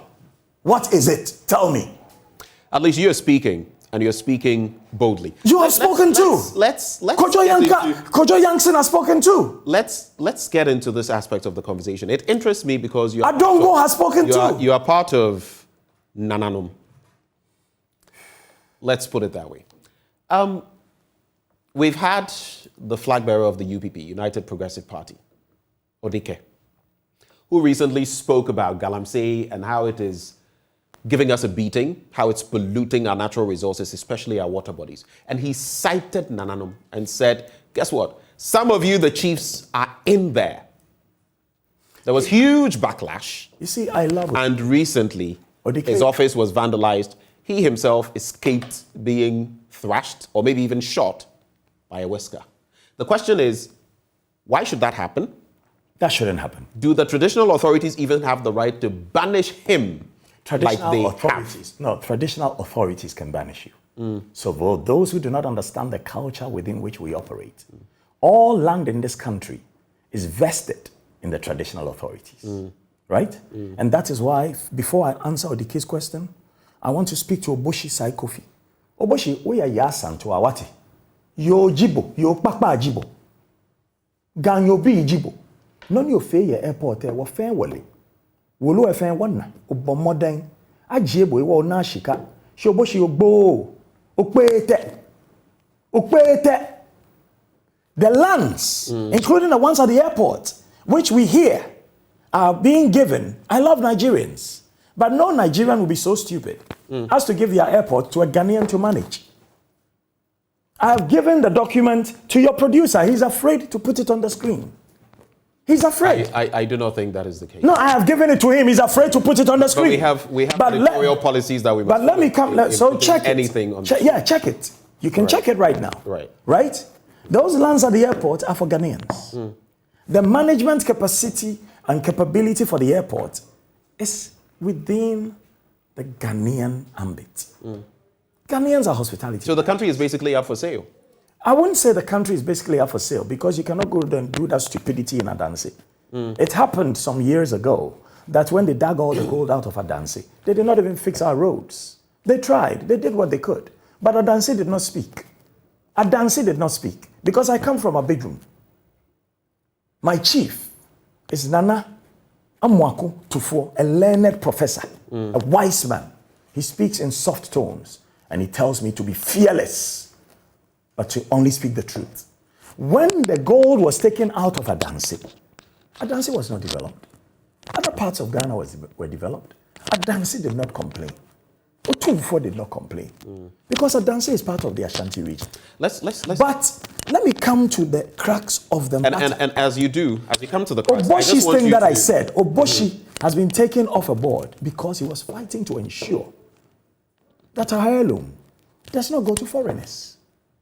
Now, do you have facts to that? The facts are there. You are the journalist. Why don't you have the facts? But I am a retired one. I'm your elder. I get it. But I am your elder. He who alleges, you are fully Go and do your work. By the law. He who alleges must prove. Exactly. You have proof of the proof is there. So you have the right as the fourth estate. And that is why I love Manasseh Azuri. Because some of you are cowards. I love Manasseh. Manasseh, you will never eat sand. Right? Go and tell me that's my own brother Asante Bedietio, and you cannot blame him because even though he has a mind of his own, if you go and ask Ambassador D.K. Osai before him, if you go and ask Ambassador Kwesi Kwartey before him, if you go and ask any secretary to the president before him, you silence your voice to amplify the voice of your president. So no matter what conscience he has, no matter what beliefs he has to sign letters on behalf of the president. Because in the event that the president is old and frail, like we do in culture, where somebody holds the hand of a tumfo before he greets, it is so that whether you are young or old, if you are ill or old and frail, your hand is still held. So it's become part of the custom. So when he signs the letter, he is not the one who has authorized for something to be done. He's only a secretary to the president. I get it, but the reason I am asking that letter states just to interject. The reason I'm asking for you're afraid of the truth. Proof. The proof is in the letter there. Use the letter. Is like you suggested. Use the letter. We cannot put material that we've not verified. Promise me you will check it in 2 days and use it. We can within If you don't, I will talk about Joy FM. My big brother is Kwesi Chum. He was in Presec with me, Ferret, and Frank Edu. And if you don't in 2 days, I will take you to task and I will say you are enablers of corruption. Let me just say this. Whatever information we get, we have to verify. Verify. That is why we are independent, fearless, and credible. Is Evans on leave? Evans is here with us. So why hasn't he verified it? How many minutes has it been? Evans is actually not here with us now, but this is something that I can guarantee. Where's Araba? I can guarantee you we are going to check on it. I named 4 of you. There are so many. I named only 4 of you. Not where all are those 4? On the morning belt. But let me just say this, KKD. No, when we have no one information. man who fears truth is an enabler of evil. So here is the point. Just cool down. Whatever we put up, just as the BBC or any other media outlet across the world, we must verify. The cross-check in 30 minutes at the BBC. You do understand that the cross-check in BBC, 30 minutes at the BBC. Yes, but I know we also have our standards and guidelines are in my hand. our time procedures I know it from the beginning. So I can assure you, KKD, we're going to work on that. Thank you. Right. I promise. But I also must ensure, to be fair, like the law says, audi alteram partem. Listen to the other side. Yeah. We will not put. We will not. We stop will talking. Not You're not a government information. communicator. You brought me here to speak. The law of journalism is he who brings a guest to the studio speaks less than 30% of the time. Allow me. And makes the guest speak more than 70% of the time. Sometimes you interrupt guests who have facts to speak because you are afraid that it may lead to libel. If there is libel, let them come at me. My father says, I must speak the truth, even if they will kill me. Tell me there is not a directive from the presidency that the airport company, and that is what, let me tell you, whenever you see that any president, and this is not only Nanado who I love, has put somebody who is meek of mind in the position of authority, it is because that is the only way they can have puppet strings to pull them up and down. Because people who have dignity, who have boldness, will tell you, this is not right. All right. Let us create wealth for Ghanaians, not people who are connected to your family, not people who are connected to your wife's family, not people who are connected to your friends. Open it up in a fair manner, like you said, and let every Ghanaian who is capable, let that small boy from Teshi with only one leg, who has used one crutch since he was 4 years old to go to school, and now is an accountant, also apply to serve at the Ministry of Finance. Don't let your finance minister, whoever they are, Kwesi Boche didn't do it. Setekwa didn't do it. Bring people from their own company and then move people in positions where they are still being paid but are not doing much work. Why? What have you got to cover up? And in Ghana, let me say this because it will help you. Anybody in public service who cannot go on leave is stealing. Anybody in public service who cannot be moved for somebody to come and do the work is hiding something. I said it. Quote me. Maka ene maka na me say me kan twi kasem na nanom mota me chimi damase momfa mpaebo nta mechi na nia me ko bia me wu a echiri mabekai me asante kotoko ukoma apem a apem beba me kasama apem na apem a me kasama omo empempem duo mechi. One honest child will rise if they kill me. You know, I've only been in media, brand management, and culture and tourism management all these years. Why am I speaking now? Why? In fact, some of those sending in messages have been asking why. Yeah, because ensure tai aponchirenia ojiwo sabeta frache keke didie anko afa no onya accident wie na poma beka ho no ka ne brofo no chiro speech wa abrochire no produce advertising no produce fashion shows na oko events ni etua ne ka anka ne dwuma no anka state events na anka ya waje na anka no na produce because state events management na ye mfa ma ye wo fasio ye de ma obi a wa ye sebita frache production of film and television or event management. The masters of those are those. Even the Pope, when he's going on a trip, the man who manages his itinerary is a producer. Yejuma no. But me menko prayer by yejuma. When my dear menko prayer by yejuma. My uncle for wa ban mu no. Call all of them one by one. Say wo mo kwa ban mu wie no. Ahene maba wo mo fie. Because you see, once you elevate and the word I was about to say is not good. Once you elevate people who are commoners and they get into a position of authority, they take on certain airs, not because they want to take on those airs, but because of those people who are looking for crumbs off their table, who immediately start bowing to them. Let's move the conversation forward. But I want to take you back, even at the same time, to something critical in there. The chieftaincy institution. Yep. And what Odike says. Yep. Is he right when he suggests that some of Nananum are involved in Galamsey? And as for the issue of banishment, I asked it from a legal standpoint, not necessarily from, because yes, as custodians of the land. From a cultural standpoint, yes. Yes. From a legal standpoint, you may say no. Right. But you see, the law is often an ass. as Isankoma told yes, me. But let's focus on the Galamsey point. Yeah, okay. Do you He's agree? right to speak about Galamsey. You know, whenever we have a message, we must choose to be aggressive or we must choose to be meek and mild. Certain messages need aggression, but we must know the difference between our servants and our elders. No matter what a chief does, you don't insult him in public. You may say so of your politicians because, you know, like I told you, in the chieftaincy institution, I serve a great chief. In the chieftaincy institution, it is for life. Unless you do something wrong, in which case they destool you, they take off your slippers and let you walk across the water. But in politics, it is for a term or a few.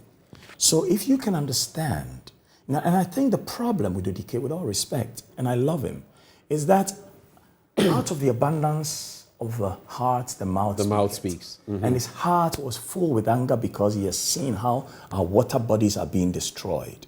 But whilst he may have the power to speak in that manner to the servants we have elevated, he cannot speak to that manner to his chiefs and elders. That is only the problem. So that is the difference. That is the only problem. But that is not to say you can't speak to the chief, because I can ask, you know, when I went to Akwesi Otumfo was in his apakan. He had asked for somebody to call me, say, Kwesi, so I went. That day I didn't want to wear cloth because I have a way of carrying the cloth that makes me look very magnificent. So I wanted to be subtle. I wanted to serve my king. I went there wearing white, and standing in the crowd, Otumfo saw me seated in his, what do they call the thing they carry on the head? The palanquin. The palanquin. And do you know what he did? He asked them to move towards me, came close to me, and reached out and shook my hand and said, Menana, ubai. And then they moved away again. If I have something to tell Otumfo, I will ask for a hearing. So in other words, Odike didn't use the right processes. The process is what failed him. He may have the message, right. But when you use the message, you must also choose your tone and you must use the process. So the way I speak to politicians, I can't speak to my father like that. You see the difference? I see the difference. I can't speak to Nana Amwakutufo or Nana Ejenimu Boateng or Nana Sanso Hini of Obuasi like that. They are my brothers. They love me. But some of these politicians are old enough to be your fathers. Yes, but they have chosen to be servants. Right. It is a choice. So I get the distinction. It is a choice. Let's look at the assault on Odike. It's wrong. Post what? Totally wrong. That I will say. Sananonum ene koi ana woman esmaya me the chelpa. Na minyi ni sananonum esmai. Because if you insult the chief imam will not send people to attack you. But people will attack you. I'm sure you know that. I do. It's happened in this country. So if you learn culture, you see, the thing is, we talk about education without enlightenment. We talk about growth without acculturation. We don't even understand who we are as a people. And because we don't understand who we are as a people, foreigners laugh at us. I remember going to my son's school many years ago because one of the teachers has asked him, how come you don't have a Christian name? Because my son is Kweku Dakwache Dakwa. So I went to the school and I asked for a hearing with the headmaster. And I asked that they call that teacher into the meeting. The headmaster says no, they want to hear from me, and then they would deal with the teacher because they don't want us to have any interface directly with the teachers except when we're doing assessments of the children. And I said, the teacher asked a loaded question, which belittled my son. Says, what is it? He asked my son, how come he doesn't have a Christian name? Does he know the religion of my son? Does he know how my son is raised? My son is Kweku Dakwache Dakwa. My pastor is Lawrence Tete. He still maintains his Lawrence. I think a lot of Ghanaians maintain their English names because maybe there was an Englishman who was their father's landlord. My father never had an Englishman as a landlord. Even in poverty, he would sleep in a small place and my mother loved him. Or say, and Papa Dankra me no Papa Bedem. So, I don't see any Japanese called Kweku Ameni. I don't see any Swiss called Asante Bedi Etio. My dear brother, who I love and defend everywhere, and those who are sending nonsense about him to me. If you have nothing true to say about him, leave him alone. He has style, so what? His style is from Ghana money. No, you don't have style. That is why you may not like him. If he has done something wrong, say it. If it is true, I will go to him and speak to him. And after I've spoken to him, in 2 months, if he doesn't do anything about it, I will speak about it publicly. I love people, but my loyalty is to values. Odike's loyalty is to values, but otumra, otu amamre, otu amanie. There have been calls for him to apologize and all of that, and he has said that for people who suggestedly may have spearheaded such an attack, those who are being repentant would be pretty difficult. What would you proffer for him in this instance? Should he apologize to Nananum? I would talk to him as a brother. He cannot even... Very briefly on that, I want us to look at another issue tied to He cannot even apologize to Nananum.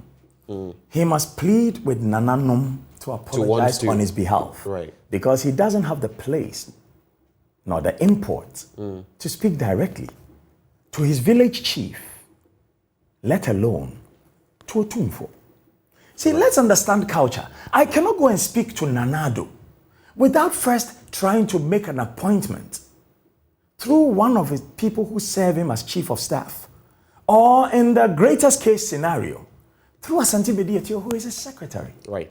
So why do we not learn culture? And this is why I've always talked, whenever I've gone on the GBC Wednesday morning show to talk on the headlines, that we need to have education for 7-year-olds to 10-year-olds that we call civics and citizenship. See, it is not enough to know the fish fork and the steak knife. You must also know where to greet from when you go to the funeral. You must also know who to bow to. You must also know who to rise for. In Ashanti culture, women don't rise for the king because the women are the ones who install the king. Yeah. But I see women where when anybody comes, they all rise. Now, it is beautiful that they say out of love they rise. But in our culture, in Adansi, and Adansi has influenced most cultures in this country because the concept of the linguist comes from Adansi. It started from Adansi to have somebody speak for the king. The first public communicator in the world is in the Bible. Moses could not speak, so God gave him Aaron. Aaron spoke. In Adansi, in tradition, we decided that somebody speaks for the king. In the event that the king has a phase where he cannot communicate, his word is still given to his linguist, and it is spoken eloquently. Even building of houses in this country, in this tradition, in this region, is started by the Adansi. That is why they call them Adensifuo. Adensifuo. That's what we are. So if you will learn your culture, and I encourage all of you, whether you are Wasa, whether you are Igbo, whether you are Dagbani, whether you are from Bono, whether you are from Adidoma, learn your culture. Sit at the feet of your elders. For if you understand your culture, it will give you a certain confidence too. I guess gone are the days when we had cultural studies, for example, which I studied in school, but all of those maybe non-existent today. But let me just tie this into another conversation related to Nananum. It has to do with the Agbogbo Mafia of the Asogli state, Togbi Afede, the 14th. Who serves Tobisri. Yes. Good. And he in recent times has been in the news for sometimes very positive reasons, but others would say negative reasons that he's playing politics. Why? He rejected his ex gratia after serving on the Council of State. And that became topical, over 300,000 Ghana cedis involved. Recently, he had reason to reiterate why he turned it aside. That for him, with all that he's achieved and everything, he doesn't feel Ghana should be giving him that kind of money. Do you agree with him? And for those who have lashed out at him, what do you make of them? I agree with him for returning the money. I agree with him. On the other hand, he could have chosen to receive the money and publicly give it to charity or silently give it to charity. But you see, every nation will have certain watershed moments where one of our own will show a path of selflessness. witness. I want you all, when we close this program, because I'm an avid reader, you know, my girlfriend gets upset sometimes. I mean, there was a time when we're lying in bed and I would touch her and then I would read and I would touch, and she thought we were going to make love. And then she rolls over to me and I said, no, I was just using the wetness to turn over the pages. And I read because that is who I am. And those who can read but do not read are no better than those who cannot read. Go read the Constitution. Find out about the Council of State. What exactly do they do? Is it purposeful? And if it is purposeful, is the president obliged to take their advice? He is not. Thank you. So why do we have it? It's purposeless. It's purposeless. Now, what is the use of Kwesi Chum forming a board of governors for this organization? You know, a rather moderate organization, because by all standards, it is not the biggest broadcasting network in Ghana. That is still GBC. But Kwesi Chum says, I have formed a board of governors with all the knowledge in broadcasting, in ethics, in etiquette, in all other aspects of public communication, because broadcasting is not the only public communication, and in human resource management. But the CEO is not obliged to take their advice. That organization is purposeless. It is a purposeless gathering of great people that serves us nothing, but that wastes money. And that is what I love Toby for. What then that is what I love Toby for. So what it is telling us is that many of our ancestors, many of those we call our leaders, who in essence are our servants, who when they do well will become servant leaders, are very mild-minded. My son, Kweku Dakwa said something many years ago. His teacher called me and he says, you're going to have to get Kweku to go into politics. And I said, why? He's a Ghanaian. If he goes to politics, I want him to go and do it in Ghana. He says, but he's a British citizen. Don't limit your son. Let him fly. Wherever he lives, he will be a shepherd. And I said, but what has happened? He says, Kweku had an argument with one boy in the school called Dexter. The argument got so heated, it looked like it was going to turn into fisticuffs. And Kweku patted Dexter on the shoulder and said, Dexter, some people are wise, but you are otherwise. Some of our leaders are wise. Some are otherwise.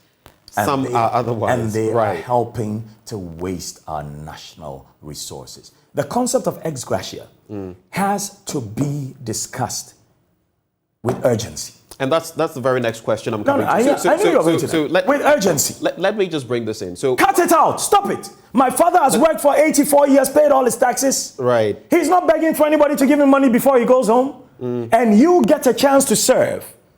Give contracts. I believe, no, you don't take any bribes. But when you give the contracts, people come and thank you. And because of the position you're in, you don't queue for anything. And because of the position you're in, you don't pay rent for years. Because of the position you're in, you have access to loans and things that other people who work harder than you and who are smarter than you don't have access to. And yet, you say you cannot write a book when you get out of power. You are so meek and mild, and you are so handicapped, and you are so sick that we must look after you. I do understand. Let us maintain the dignity of the king. It is a game of chess, not checkers. Let us provide for the king when he gets out of power. Everybody else, go and continue working. Everybody else, apart from the president, even the vice president, go and continue working. Why should I look after you? Why should I and my children look after you when you have been in a position to also earn an income before we elevated you? We have this interesting... Stop it. We have Article 71. Change everything on which all of this is founded. You're asking for a wholesale review of Article 71. Check it out. I said ex gratia. Right. All of us have a national discussion immediately. I speak with the heart of a suffering Ghanaian. I am not suffering. Let me tell you something.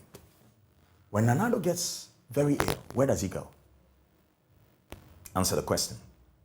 We've reversed it for a minute. Let's do hard talk for a minute. When Nana Addo gets seriously ill, where do we fly him to? We know our politicians go out of the country. Not our politicians. I said Nana Addo, the president who I love and who I have loved and respected. When it gets critical, he gets out of the country. To where?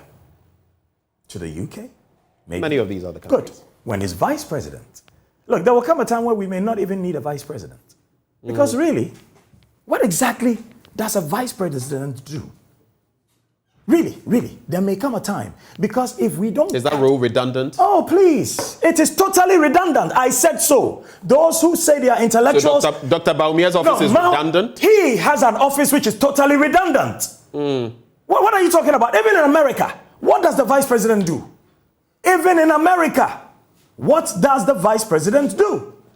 Even in the UK, what is a vice prime minister? What is that? Look, we are not talking like people who have brains. We have brains. We did not go to school to learn common sense. We went to school to learn trades. But as for common sense, it is taught at home. And when you are sufficiently taught common sense, then you get the rarest form of common sense, which is wisdom. If we say we are broke, and we cannot even get hospital beds, and pregnant women are sleeping on the floor before they deliver, and good fathers who have worked and paid their taxes all their years will drive to the front of a hospital and die in a car because there is no bed. Why do we have so many? Look, if you gave me, Kwesi Chei Dakwa, the Ministry of Culture and Tourism, I will run the whole place with a total staff of 70 people. I said so. Whoever wants to challenge me, come and sit with me, I'll show you. But I don't even want an appointment. Because right now the corruption is so bad, anybody who is not already in there, don't take an appointment. You will disgrace yourself. I don't even want an appointment. Let me quickly... And I've never asked for one from anybody. You know why? I am so friggin' content. Look, if you arrive in a Rolls Royce, I will walk and I will get a seat before you. Not only in Ghana, but in all the best places to eat around the world. You may pay more, but I will get a seat before you. Why? Because I'm kind to the waiters. That's it. And if you think the customer is king, let me tell you what, the waiter is the emperor. Let me just put this question to you very quickly. And based on what you say, I'll follow up from there. Thank you. Is the president, Nana Addo Dankwa Akufo-Addo, a friend of yours? Would you call him a friend? He's a senior friend of mine. A senior friend? For 35 good years. Great. When we see each other, you'll see the sparkle in our eyes. Right. And I think that right now, he may think I'm criticizing his government too much. But one day, when he has left power, he will call me and sit with me, and we will dine, we will break bread, and you'll say, Kwesi, I wish you had spoken earlier. And that is actually what I was about to get to. Good. Since you've spoken so much about the president and Nana Asante Bediato, his secretary, his executive secretary, and all He's my brother. You obviously have the ear of Mr. President. But I don't go to politicians. I tell you that already. Why have you not spoken about all of these matters? Like, a lot of people are sending in messages. It is not my job. KKD, why haven't you been speaking about these issues up until now? You could actually affect what is happening. Have you asked your question already, or you want to Why continue? haven't you spoken to him? Because when you give people a job, you've got to give them time. You don't change a player in the first 15 minutes of the Champions League unless they are badly injured. You need to give them time. And usually that time is a whole first term. It's been almost 6 years. That time is a whole first term, right? So looking back now, I think Ghanaians were unfair to John Mahama because he didn't speak much. He had a communications team that failed him, that were more interested in hearing their own voices than to speak about the work that man is doing. I've heard things said about him. He's my brother because for me, my father's mother has ancestors from the north. And there was a time when somebody sat in company with me when we were dining and opened his mouth to say, which means we will not sit down for northerners to rule over us. I was heartbroken. I didn't say anything in company. But when we got up and we're going back to our cars, I tapped him on the shoulder and I called him to the side and I told him, do you know that I have a sister called Adiza?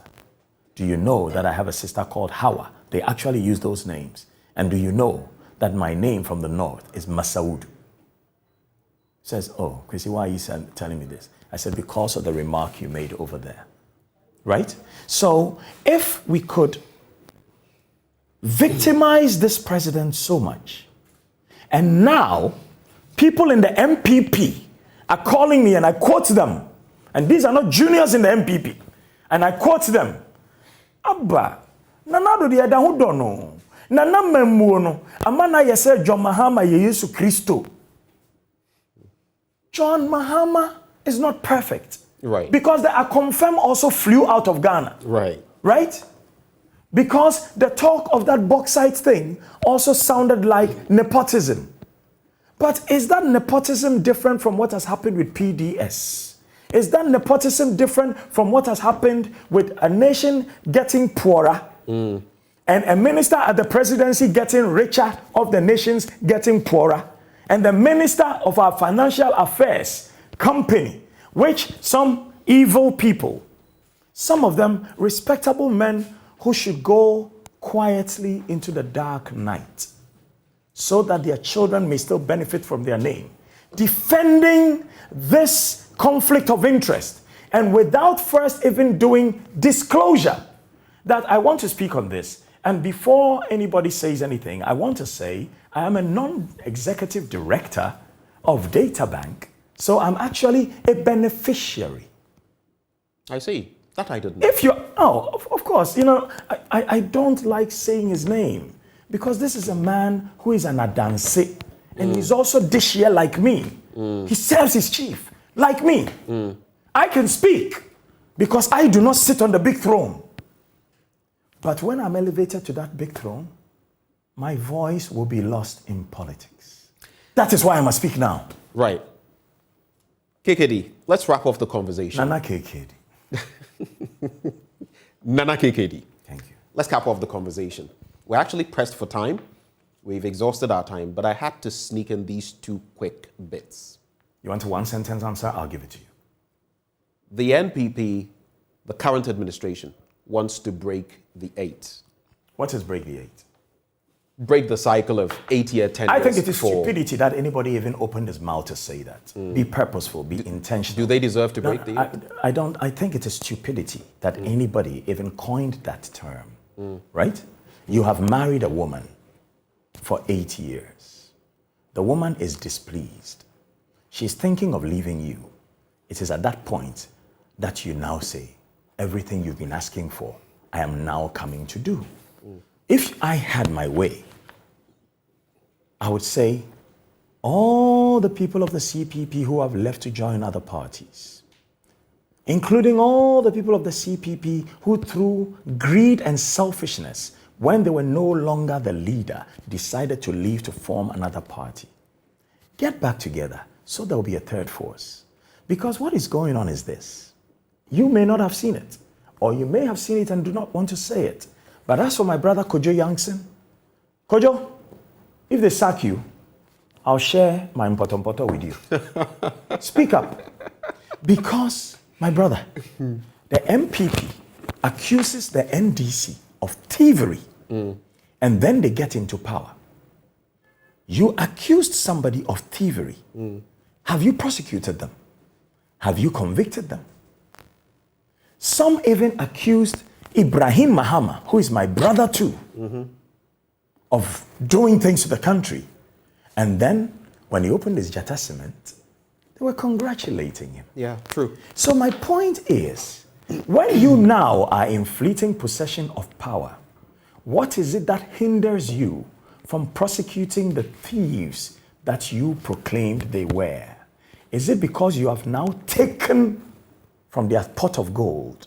Or is it because what shame who said one kasa wotunye na wo we ofonsa no ahwe wonso. You have seen you are also going to do the very same things they did and worse. So if you will imprison them, you will be executed. Nana, in 30 seconds, the way forward for Ghana. The way forward for Ghana, Everybody who loves his party, stay with your party. Don't change your party. Change your leader. Change your MP if they are arrogant. For arrogant people cannot serve. Keep them if they are competent. For competent people will have the confidence to do the right thing. But those who have a mind, because people who do not have a mind in the first place can never change it. Those who have a mind, if you are in a party which is corrupt, which is disgraceful, which you now have looked at and compared with others and have seen that, oh, in truth, they have done better than what we have. Change your mind and change your party and fill this space with new people from the ages of 21 to 72. And let all above 72 go and sit at home and play with your grandchildren. End of story. KKD, what can I say? Nana KKD. Would you prefer King? King is my first name. King George. My full name is King George Kwesi Cheidakwa. Right. And when I got enlightened at the age of 12, I was in Presec. And that is when I decided I didn't want to be called George again. So my classmates, Henry Akufu, Said Al-Mahmoud, Alberto. Someone I actually know. And Alberto and Gerardo Nichuga, every time they want to upset me, they intentionally call me George. Because they know. Nana KKD. Right. You've given us a lot of food for thought, and we're grateful that you came by. And I don't want to be a political leader. And you because it is fleeting. A cultural leader is for life. Thank you. Thank you so much for coming. Kwesi Cheidakwa, Nana Kwesi Cheidakwa. His Royal Blackness joined us in the studio today. And like we promised, he bared it all. And you might have found maybe unsavory some of what he said, but he actually said what was on his heart. Thank you.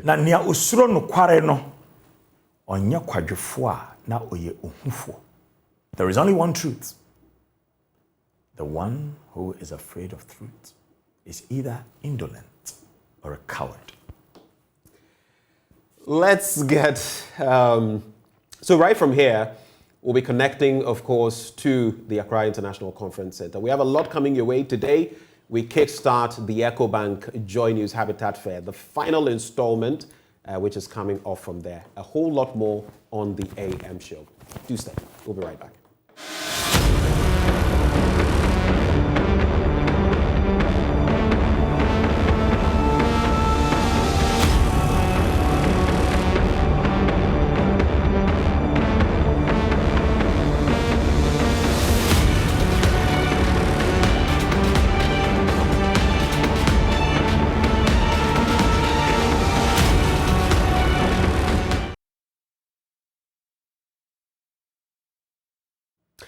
Well, thank you for staying with us on the back of that fiery interaction with Nana KKD. We segue neatly into everything about home ownership and how to let your home stand out. It's all about the EcoBank JoyNews Habitat Fair. Well, it kickstarts today. It's the mother of them all. We had clinics 1 and 2. And today, between today and Sunday, we're going to have the mother of those events. Now, joining us all the way from the Accra International Conference Center is my colleague, Bernice Abubedu Lanza. She'll give us the scoop on what exactly is transpiring there as of this hour. Bernice, you were here with me in the studio and all of a sudden you had to be there. Tell me, what exactly is happening now at the Accra International Conference Center?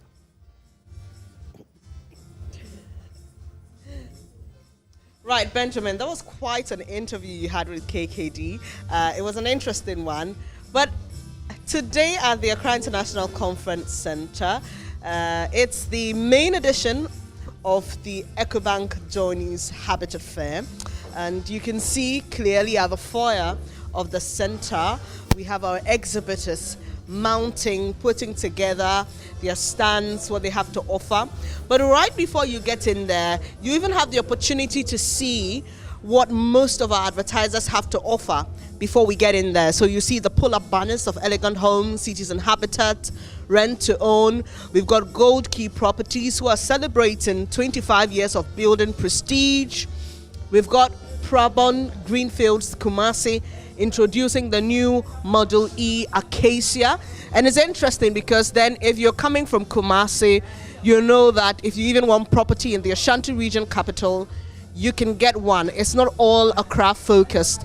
We've got GHS House Limited, Hammond Court, Interplast in green, okay? And we are also doing a great stuff as well. And then Superlock Technologies Limited, who have been with us in the studio, Everlast as well. So let me just take you in. You see our main sponsor, EcoBank, set up here. EcoBank has its express point stand put here.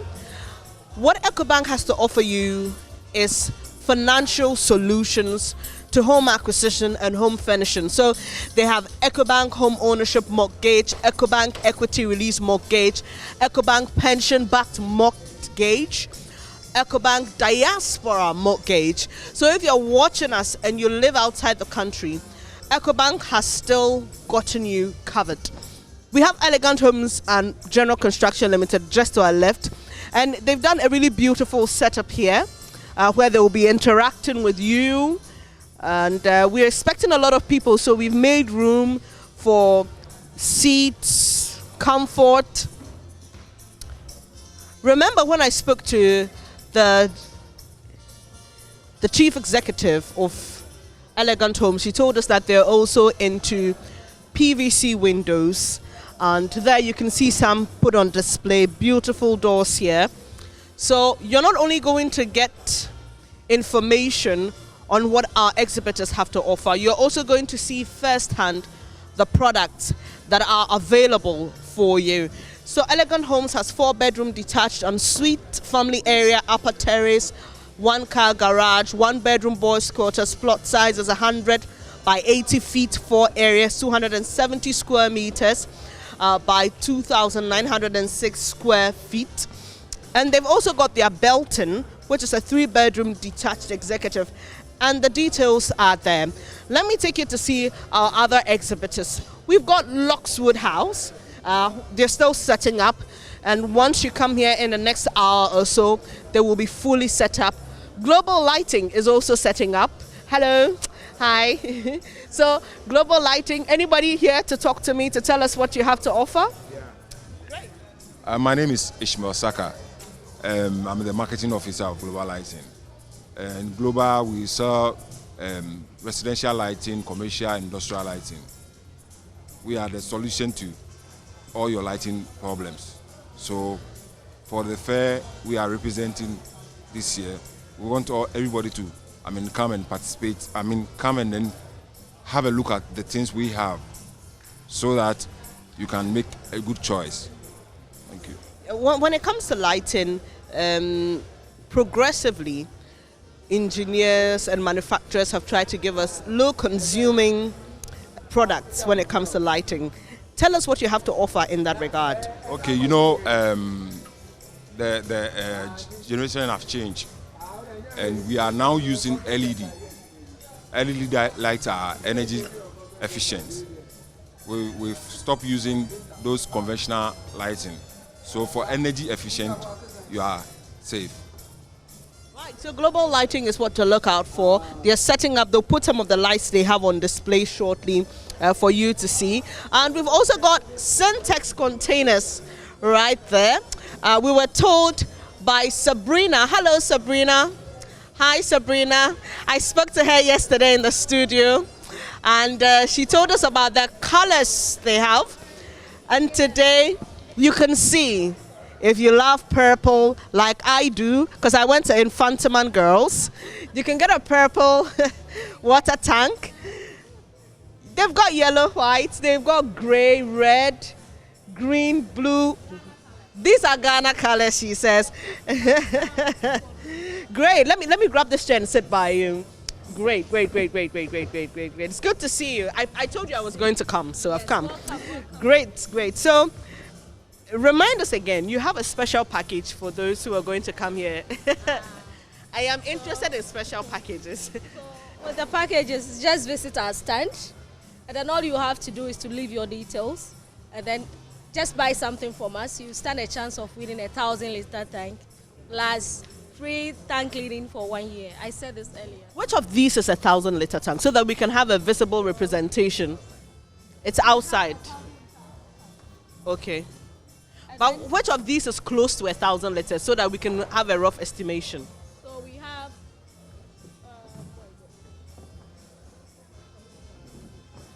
okay. Okay, so this is 100 liters. So you can have a fair idea of what a 1,000-liter tank is, which you stand a chance of winning when you come to Syntex. And they've got other products. They've got this, the cone. For those of you in construction, right, you can get these. And even for some of you who do huge events that need some securing, and then they've got the storage. It's a cooler box. Okay, so if you're traveling, if you need somewhere to put your eyes, or maybe fish, anything that needs, tools. Oh, okay, sorry, I thought I heard, okay. motorcycle. They use this for the deliveries. It's at the back of the motorcycle. Mostly this is what they use. Yes. Forgive me. So, okay, these are drums for storing water.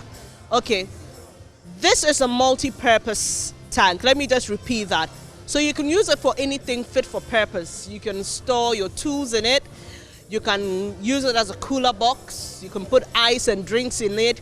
You're going to play football with your boys or girls are going out to have fun at the beach. You can put your drinks and other things that need cooling in there. So that's with it with Syntex Ghana Limited. The options are many. They've also got this here as well. Aside from the cones, they've got this barricades available. Just in case you need one, you should visit them. There are a couple other exhibitors that are putting things together. Let's try and visit some of them.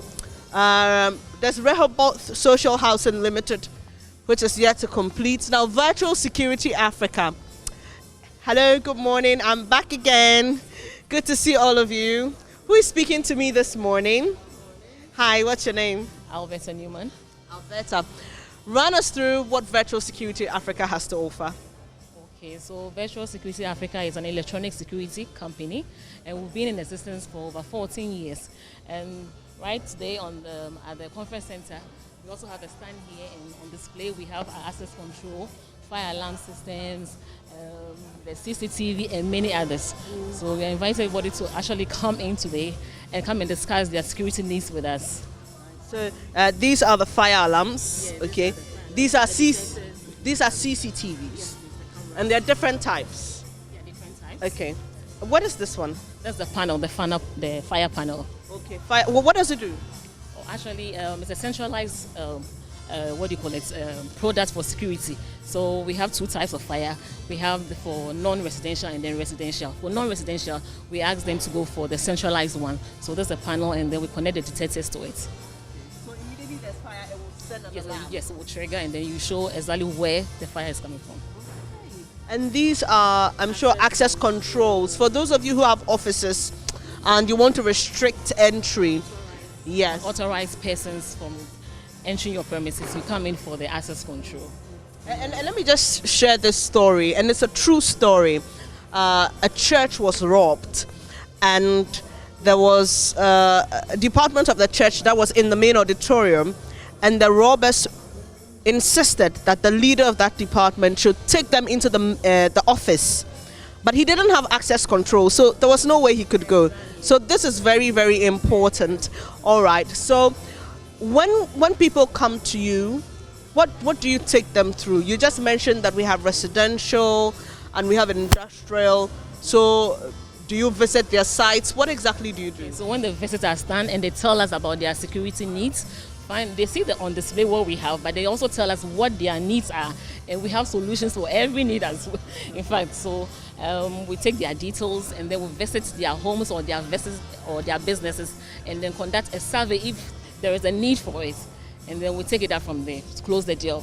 All right. Do we pay for that first consultation? It's actually free. All right, okay. So you know me, I like to ask for what freebies every exhibitor has to offer you. So it's actually free, okay? if you need security in your house, come to Virtual Security Africa.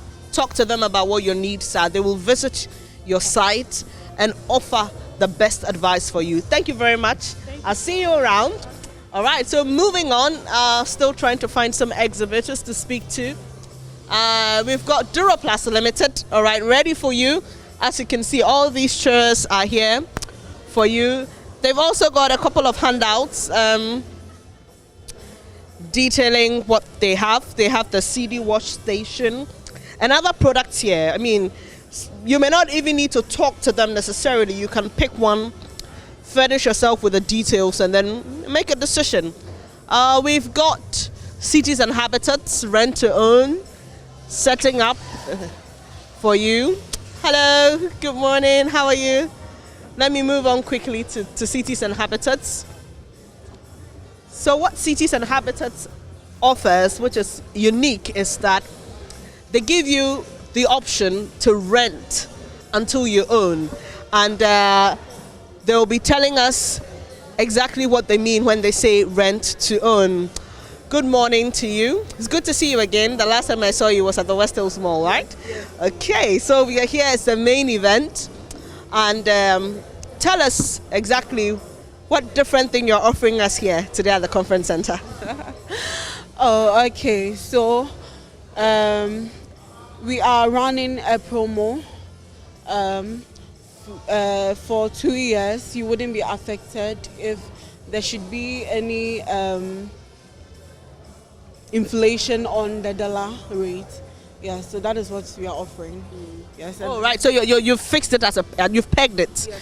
So you're not. Oh, God bless you. Okay, because people are worried. Oh, the way the dollar is, the CD is performing poorly against the dollar. A lot of people are worried, but that's good. So what we have is we will see the properties you have. We will pay for it and continue paying until you've completed it. Then we can move in. Yes. So we have as low as 1,250 per month. Yes. So when you make 20% payments of the total amount, you can get access to the building. So once you're in the building, then you continue with your monthly payments. Yeah. This is great, guys. You know, we are all being encouraged to, at a stage in your life. I mean, you can rent, but at a stage in your life, you need to own a property. So the Planned Cities Extension Project is here. You can come talk to them, what they have to offer, and then they can furnish you with the details. We've also got St. Gobain setting up their products here for you to see. Anybody to talk to? You are not ready yet. Okay, we'll leave you. When you're ready, we'll pass by again. Okay, so let's find some other companies that are ready. Just follow me quickly. All right, we've got the Cantonment City Cannon House. Hello, good morning. Anybody ready to talk to me? Or you're also? Okay, sure. All right, okay. Tell us what you have to offer. So obviously, we're known for building prestige, yes. And today we are here to sell apartments and hopefully get tenants, yes. All right. Yeah. Any special offers? Well, then when they come around, they'll see. All right. So her special offer is a secret. She's waiting for you to come. Thank you very much. But these are all your buildings, Gold Key Properties. Yeah, I remember that conversation I had with your marketing manager. Yeah. All right. Thank you too. All right. So DBS Industries is just over there, and let me just show you a couple of things DBS Industries has.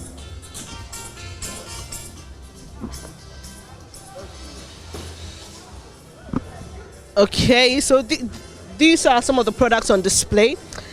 These are payment blocks. You can see different colors, different shapes. And these are products for roofing. Actually have different textures, different feels. So once you come around, you'll be interviewed, and then you can tell DBS Industries what your needs exactly are, and they will furnish you with details. As Superlock Technologies is already set up. I'll be speaking to them shortly, but let me speak to Interplast first. Hello. Okay, so let me tell you what attracted me. There's some chocolate here. If you've got a sweet tooth like mine, chocolate will always attract you. And they've also got some souvenirs on display. Good morning to you, but tell us what Interplast has to offer. First, your name. My name is Elizabeth Ousujebi. I'm the PR or marketing head of Interplast.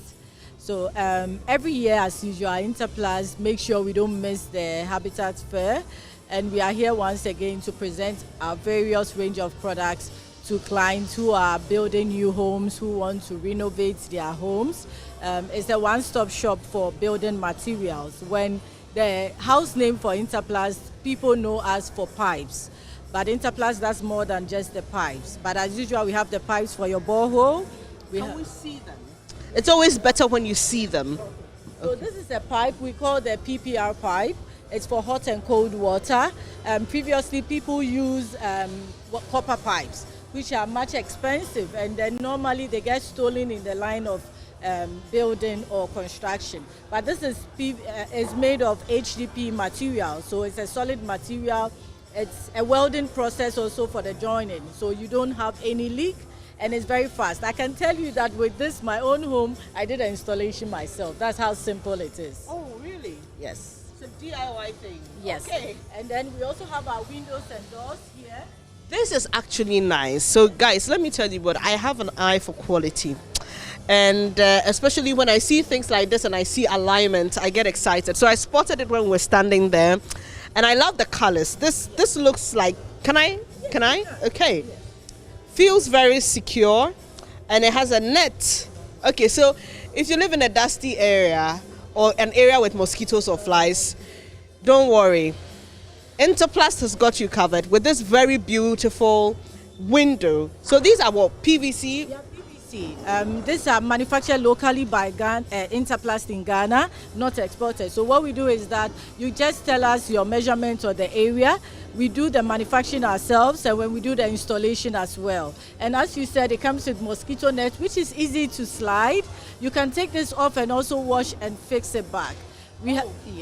Wait a minute. You can take the net off? And then clean it. You see, most homes you find the net very, especially when you live closer to an untarred road, you have to suffer with your nets and all that. And sometimes it's way up there. So you can take this net off easily and fix it back. Are you able to demonstrate? Is it possible? Let me try. You may have to. Okay. Yes, I may have to. Like, you could just. Because of the how the sample is. Okay. Yes. So probably normally when it's a more. It's bigger. Yes. Let's see this. This is my. Okay. So we have. Okay. All right. Wow. So it comes off. So if you want full air without using the net to block it, you have this as well. People have issue with this open out. Most of the time, they don't know how to reach outside. So with this system, you have a net that you can easily take out and then fix it back as well. And all our windows are reinforced with metal steel in it. So if you look right there, it's not just an empty PVC, it has a metal reinforced in there to give it that security so you can't cut through. Our locking system are also very solid. All our handles are from Windhawk, which is in Germany as well. So when it comes to quality, Interplast is out there for you. Okay, so this is another type of window you have, just to show you the variations. Yeah, so you can push. Okay, so yeah, so this one actually gives you the opportunity to open it widely or halfway, but it will still stay put.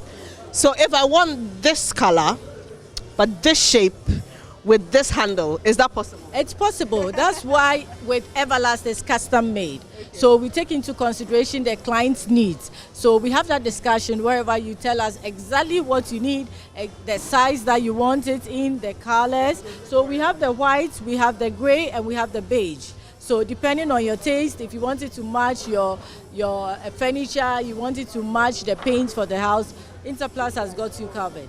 Now to what I love a lot, any special packages, any payment plans, just to make it easier for people who really need your product but say, I cannot pay upfront. What package do you have for me? So for Interplast, our Everlast product, what we do is that you pay 50%. The product goes to manufacturing process. When it's ready, you pay the difference and then we do the installation.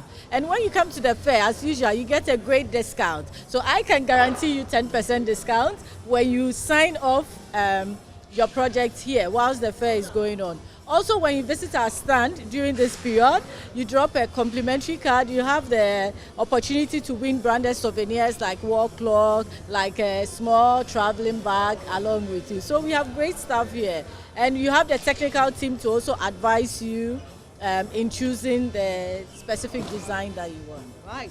So, you know, you need to look out for Interplast when you come here. And I'm most excited about the pipe instead of the copper. And these are panelets, so plastic panelets. TNG, yes, for your ceiling as well. So with the plastic TNG, you know, most of the time we use wood. I'm not saying wood isn't good, but fire service will attest to it that when you have so much wood in your house and your house gets caught in fire, it's easily aid in burning, but not the plastic TNG. Termites cannot also chew this. So you are safe when it comes to the plastic TNG. And also when you want to get to your electrical cables to have something looked at, with the TNG you can easily move that area off, fix the electrical issue, and then fix it back without having to buy new TNG. And Interplast finally also have our irrigation system for your lawn. So that's why we say we have a complete product for you. So from your windows and doors, for your ceiling, for your piping system, now we have an irrigation system in green, which will give you a beautiful lawn. So all you can do is using less water, of course. Using less water, and it's very effective, very efficient as well. When you're out of the country, you think about, oh, what's going to happen to my flowers or my garden? It's automated. Right on your phone, you can have the system where you control. You can also say, okay, 6 a.m., pop up, water my lawn, and go back down. It happens automatically. And when you fix the system, you can easily walk and play on your lawn without even noticing that there is a system down there. Right, that's great. So they've also got a lot of handouts for you here.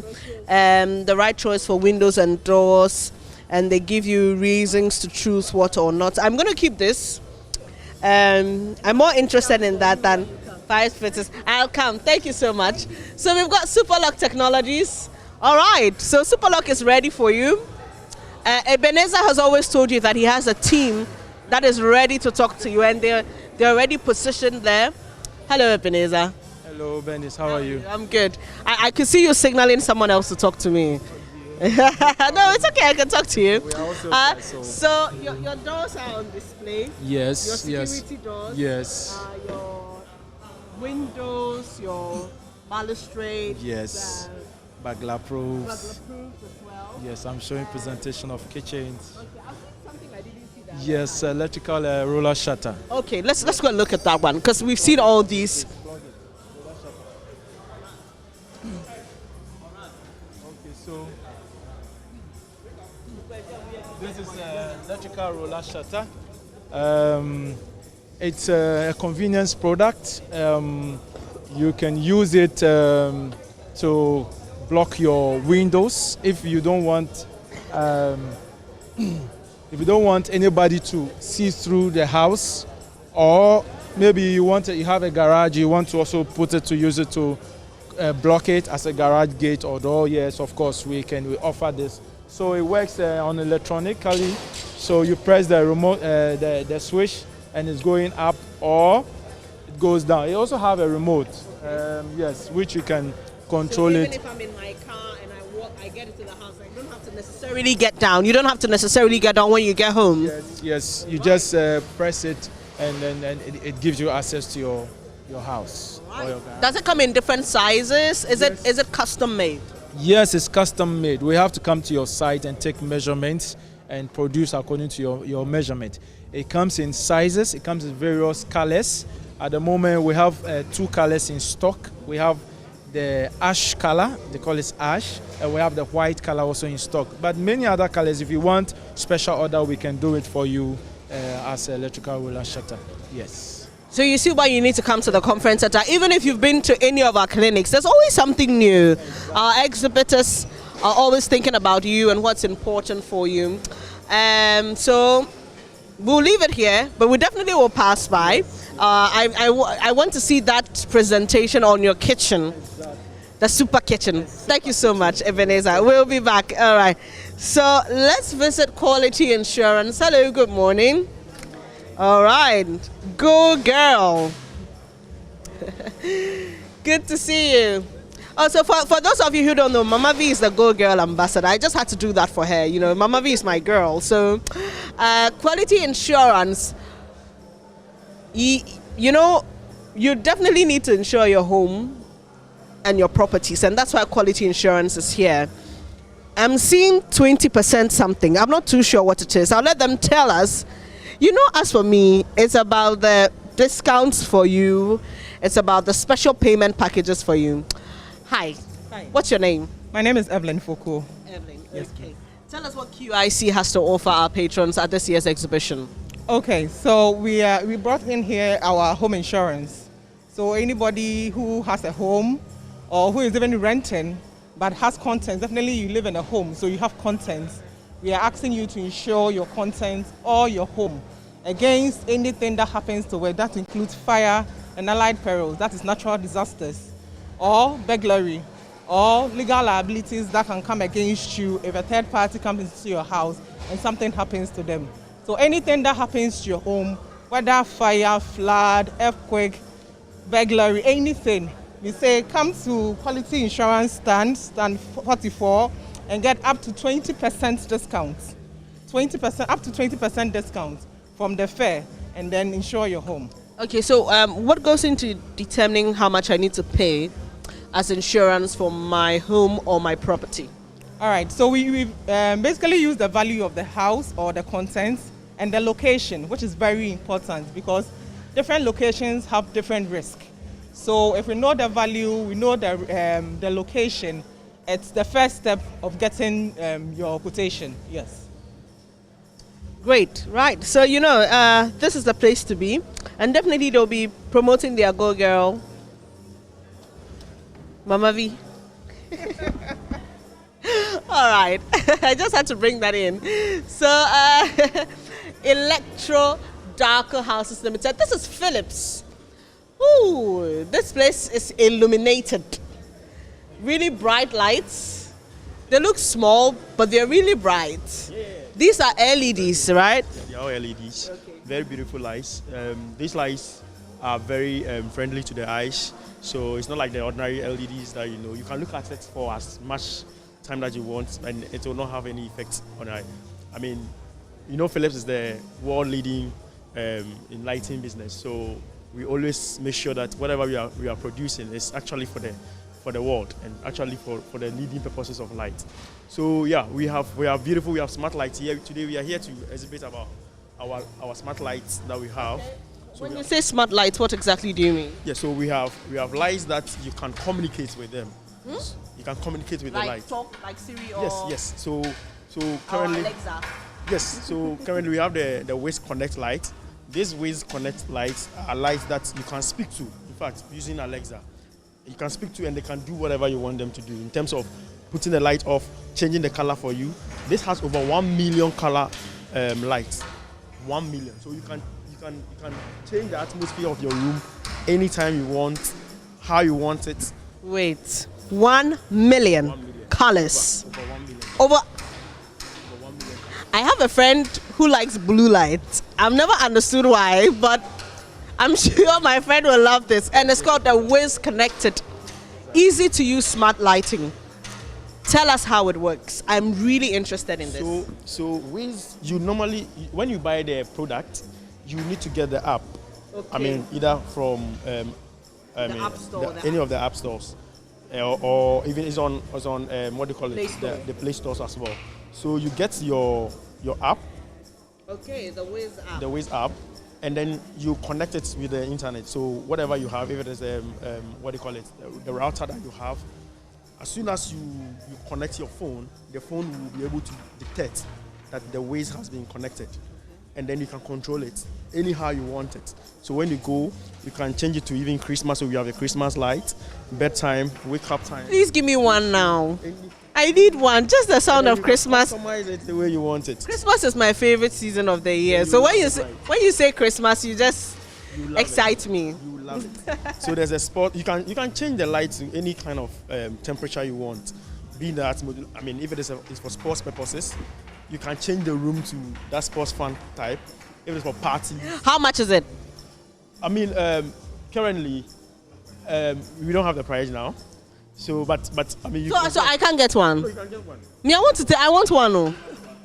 And okay, all right, okay. All right. We want to set up how it works here. So when you come back, Sure. Sure. And I'm sure these lights have different purposes. That looks like a bedside. Am I right? Yes, this is the designer, right? It's a bedside light. Okay, so you said what's this for? It's a bedside light. Okay, it's a bedside light. Yeah. So, I mean, when you come to the Philips stand, they have spotlights, they have everything.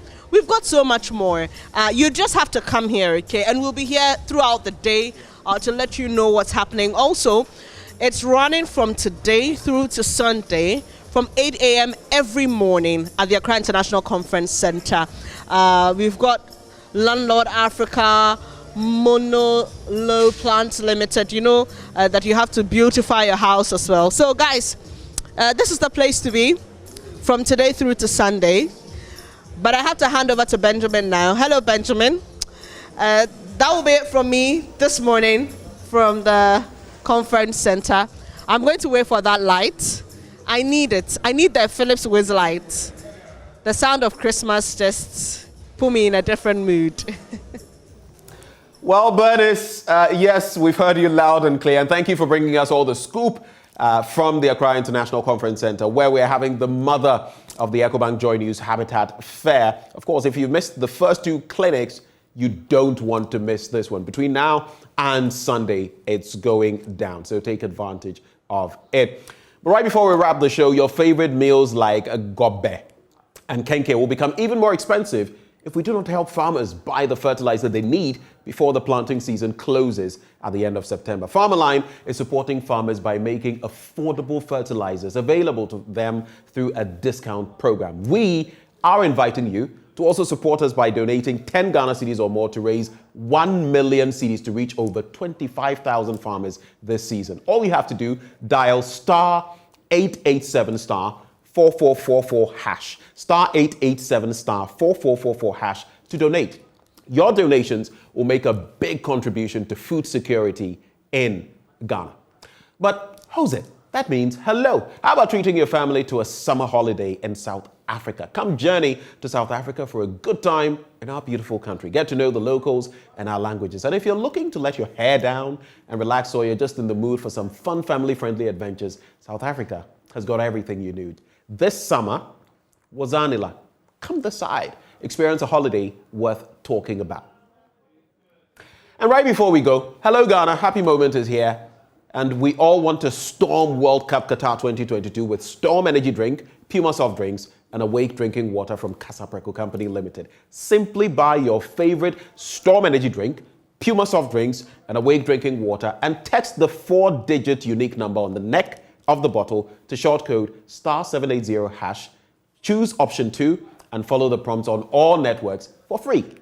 Be one of the lucky winners to this year's World Cup in the monthly draw. You can also win TVs, fridges, microwave ovens, mobile phones, home theaters, free drinks, and a whole lot more instantly. So don't waste time. Grab a bottle of Storm Energy Drink, Puma Soft Drinks, and Awake Drinking Water, and let's storm Qatar this World Cup. This promotion is on the NLA Caritas platform, and this advert is FDA approved. Do remember, terms and conditions do apply. On that note, Ghana 4, it's been quite an exciting day hosting KKD and, of course, bringing you the EcoBank JoyNews Habitat Fair. Do stay with us. Up next, Joy News Desk. But, of course, tomorrow we connect again on the AM show. From Bernice and I, we say bye-bye.